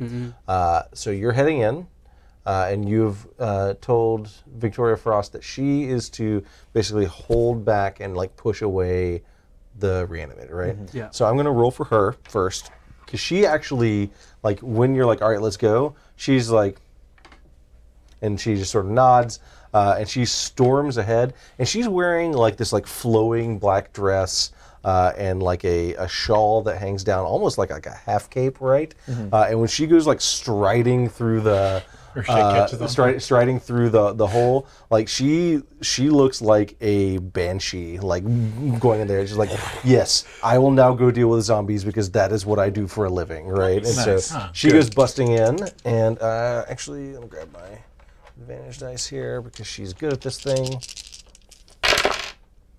Oh wow, okay, That's a good noise, right? yep. So that's good for you guys. Okay, good. So she goes in. Whoops. So she goes in and she basically storms ahead of you. And when she gets inside, she has a talisman that she pulls out from around her neck and holds it out. And she starts talking, but you don't recognize any of the words. It almost sounds like she's talking backwards. And you see that there are shambling forms inside that begin to recoil from her. Like they were like sort of drawing their way over towards the entrance, but as she pushes her way in, they start to recoil. And actually, she's kind of driving them ahead of herself towards the stairs. Cool. All right. Good start. Yes. So she was successful. The three that were closest to you guys are sort of being driven back away from you. Perfect. So we need to find this book. Do we know anything about this book apart from what it's called? Sure don't. We don't even know if asked. the title's printed on the cover. Nope. What was it called again? It was the Book of Acceptable Postmortem Servitude. Right. Yeah. Let's look around. Yeah. Okay. Yeah. All right. So basically, each of you is going to take a turn. Yeah. Who's doing what first? I don't have any specific skill. You have case the joint, right? Yeah, I have case the joint. Yeah, that works. All right, I'm gonna Oh, case the joint works? Yeah, sure. case this place and look for a thing. All right, so you're basically going to be searching around.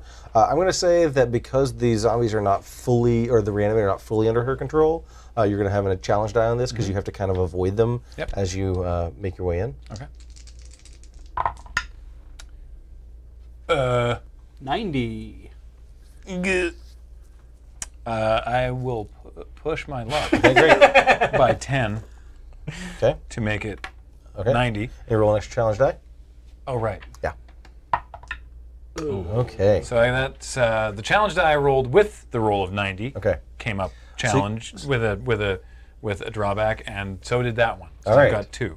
So you begin searching, and you start like you kind of going over like all the tables and everything, because there are like the tables that bodies were laying on, and there's like the side tables the instruments usually on, and you find there's actually a bunch of books, and like some of them are anatomy, and so you're kind of flipping through them, but finally you actually find the one you want. It's kind of on like a lectern right next to a group of like several tables that have been pulled up next to each other. And it is chained to the lectern, so that like it basically is held down and chained to it, and with a lock on it, right? Oh, perfect. We didn't think about that, did we? And as you're doing that, you like as one of these reanimated, like sort of lunges for you, and you kind of have to like stagger back out of its reach. So you're going to take 20 damage. Ooh, okay. Can I stab the zombie in its fucking face? You 100% can. Yeah, I I want to protect my have- buddy here. A very good roll to pick a lock. Oh, thank goodness. So Keep you alive. Obviously, I can't do it now. These reanimated, they are minions, and I know you're good at attacking minions. Yeah, I want to help protect Graham. Okay, sounds good. You want to make an attack? Yeah. All right. Are you attacking lethally? I mean, this guy's already dead. How do you kill that which is already dead? Well, with your Lethally. That's yeah. how you kill them. Yeah. They're zombies, so the same way you kill a zombie. by removing the head or destroying the brain. There you go. Double tap. I'm trying to decide if Barnaby would want to kill him. I think you're thinking about this too much. Yeah, he wants to kill him. All right. Okay. So you get 2 advantage dice. Yeah. Just put that anywhere. Okay.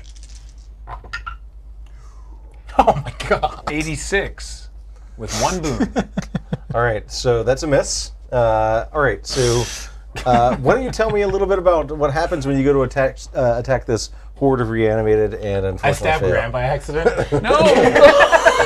What the hell? You almost stab Samuel by accident. Fortunately for you, basically, Whose side are you on? she Ours! But I'm a buffoon!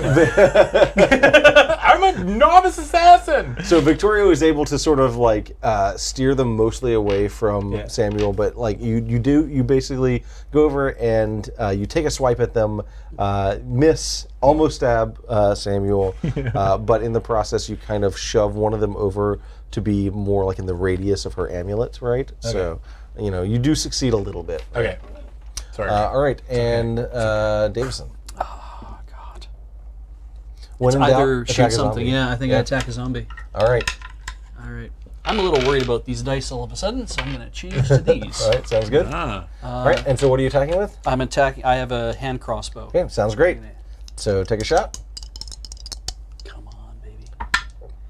Success. Absolutely. All right, so crossbow 18 bolt I rolled. 18. punctures one of these reanimated and takes it out. See what's so fucking hard about this, guys. All right, you see there's actually still like 5 of them that are shambling loose and are trying to get out of the radius of her amulet to get towards you because you're over near the tome right now. So they are basically going to try and surge towards you. Okay. But they will miss. The Forgotten Street Gang, Wendy's gang, they basically come surging in behind you and will try and fall on the zombies who they think are just like sick people or something, or maybe dazed. Let's get the sick people. They're Stab actually them. going to succeed. So Steal their clothing? They fall on like 3 of these zombies and are like basically dragging them to the ground, stabbing them repeatedly. Jesus. Okay. At that point, Wendy's like, they smell terrible. they smell gross. You should know, Wendy. Okay. At that point, the zombies are starting to, or the reanimated are starting to get driven up the stairs by her amulet, and the morgue is clear of all but 2 zombies that are kind of like pinned behind some rolling tables, but they look like they're trying to climb over them to get out towards you guys. Ooh. So back to you guys. Being as I don't have any of the reanimated like on me, right? Right. I'm gonna try and pick this lock. Okay. Pick that lock. Don't roll Whoops. a 90. Don't roll a 90. As you're like leaning down to pick the lock, some of the zombies get shoved up the stairs by her amulet, right? and one of them steps on a step that you hear a kathunk, and that's when you remember that gravediggers often trap their morgues. Oh, P.S. So you hear this kathunk, and then all of a sudden a loud chiming sound that is like, if you already didn't have ringing in your ears from the explosion, it is just almost deafening. Begins chiming down here, just like clang, clang, clang, clang, clang, clang, clang, clang, clang, clang. You are 100% certain it can be heard from the street. As if the explosion couldn't. Yeah. Yes. And the fighting of zombies. Okay. Yes. Well, so the explosion added some heat to the heat pool. This adds some more heat to the heat pool. So the heat pool is now back up to 13 heat. Oh, we're fine. Mm-hmm. We're fine. Okay. So It's only 13. I'm going to roll this then. Okay. Pick the lock. Yep. 23. Okay. All right. So you pick the lock. You remove the chains and are able to pick up the tome. Any more traps I should know about? I think about it. No, we're good. I Is pick there- up the tome? Is Okay. there anything? You got it. Okay. Okay. Is there anything? It bites your face off. It's like, is there anything we need? Like, there's no. Is there any reason why we should be asking Victoria to be like, is there anything we need to know about this right to get the hell out of here? Can she stop it or anything, or should we just get the hell out? We of should here? just leave. Yeah, I figure. Okay, cool. She was rude to me, so let's leave her. We're not leaving her. We're just No. leaving. We should leave her. She was rude to me, Graham. All right. So you guys are going to She was rude to try me. and book it. So first question. So that means that Samuel has acted. The two of you have not. Are you immediately making your retreat? I want to stab one of these zombies. Okay. You go ahead and do that first. There's two left, right? There's two left. I gotta kill something, right? Two I haven't left. killed a single thing. 2 left down here. Don't worry, I'm not gonna miss this time. 80%, there's no chance. Well, there is. By definition, I Adam. mean, statistically speaking, No, there's no A chance. 1 in 5. There's no chance I miss this attack. that's how math works. It's a 7 guarantee. It's like a seal, like the Nintendo seal of approval. That's fair. I believe in that. Yeah. Yeah. Hey, You know exactly what buttons to push. spoiler alert: the 7 guarantee has about a The 10% Nintendo seal of success quality rate. right now. Yeah. See, look, not even gonna look at it. Thank goodness. What's your thing? What's your 80%. 76. So close.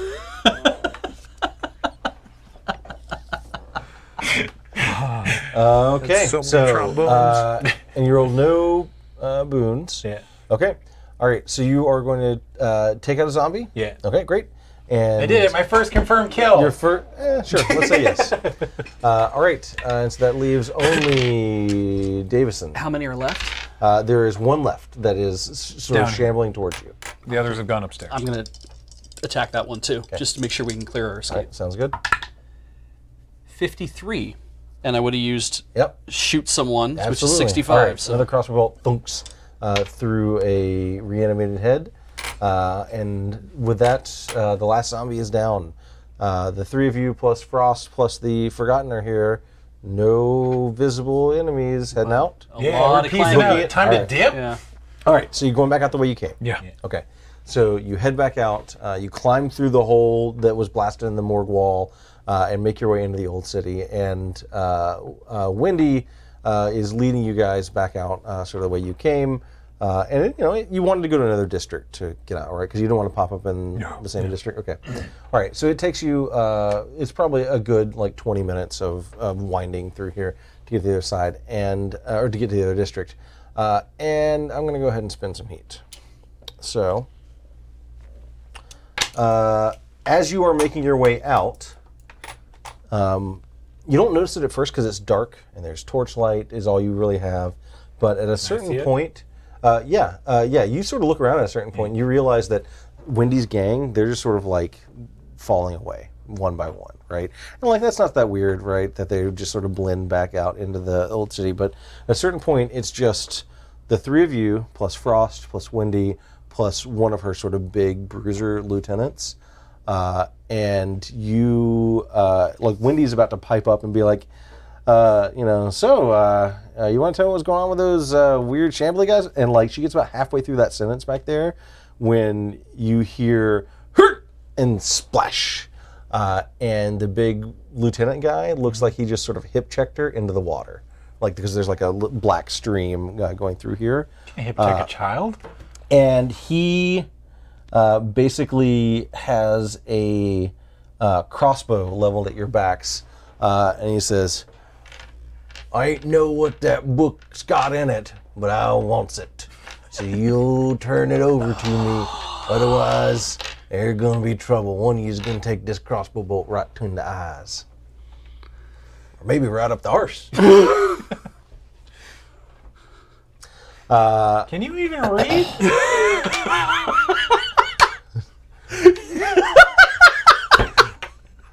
I mean, I'm not even going to stop that. That's awesome. I'm like standing there with my hands up, like, That's a hurtful stereotype.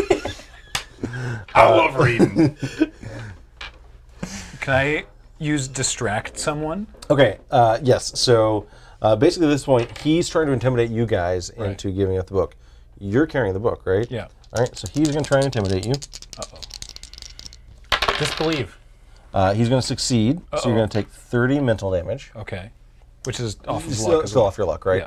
How much luck do you have left? 40. Okay, you're great. All right. Yeah, so you feel like this guy has a lot to back up his threats. Right. Back to you guys. I choose to forge a document in that the entire book. That is not a thing. It's not a book. Do you have 30? I have 30 seconds to forge a book. He's like, I got this. All right. Can I try to distract him? I have Yeah, a hand crossbow. absolutely, Can I yeah. produce it and shoot him while Graham distracts him? Tell me how you're trying to distract him. Throw the book in the water. No, don't do that. Well, make like you're gonna. I want to get paid. Why would you do that? Shoot the hostage? Yeah. Take out the fake book that we've had the whole time. Here you go. Isn't that what we did in the last thing? We had a duplicate. I don't We know. swapped Fake it? bust. Yeah. We didn't think that far ahead. We should have been like the Indiana Jones thing, like. That's what we did in the, with Yeah. the sculpture. There we go. It was Yeah. massive, so it was not just one-handed. Right. But It was like 3 people doing it. Yeah. I'm going to rather than like the like what's that behind you, or like or like not like a distract, not in like a sort of way, Right. but I want to try and I want to absorb his attention through through like discussion. I wonder if sure. I tell, but you could have been like, here, catch, and just throw it to him. Yeah. He's holding a be like, crossbow. Wendy, don't. It's a hand crossbow. Oh, it's a hand crossbow. Outsmarted again. All right, so he says, so So yeah. I'll be like, no, I'm going to be like, perfect, you've done well. Oh, hey! Okay, go ahead, give me a roll. All right. 38. Okay. He sort of goes, Ward? Okay. Who's next? Shoot him. Yeah, I'll shoot him with I've my hand confused crossbow. him. Okay. I'll try to shoot him with my hand crossbow. All right, sounds good. Shoot someone. 80%. Yeah. Statistically impossible. That's that all I fail wanted this was for him exam. to just be Do I like, get advantage dice? wait, what? Yeah. No? Hang on. Statistically impossible. Improbable. You ready for this? Yeah. What is it? Is it 80? 80%. Okay.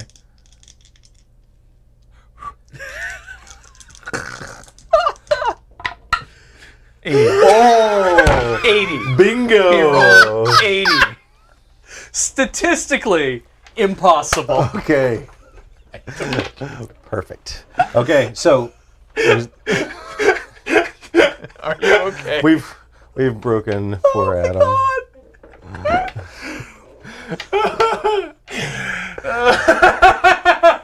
All right. Okay, so. All right. So last question. Yeah. Are you shooting to kill? Mr. Amateur Assassin. Yeah. Yeah, At this this point, my yeah. team will be real upset right. if I try to shoot him in So- the leg, like, thunk, ow! So you're actually going to kill him. So Oh. go ahead and describe what happens. I just hit him right between the eyes. Your first Okay. confirmed kill. Yeah, my first confirmed kill. It's just like Of a living creature. of right? a living Yeah. creature. All right. Yeah. Man, it happens so fast. I do that thing where I twirl and like my jacket flows and it does that real cool thing, and I turn around. And Like, it gets wrapped around your hand crossbow, and you're like shaking it off. shaking Like, okay, yeah. and then When it goes off, finally. it's in between the eyes Right and he between the dies. eyes. All right. All right. So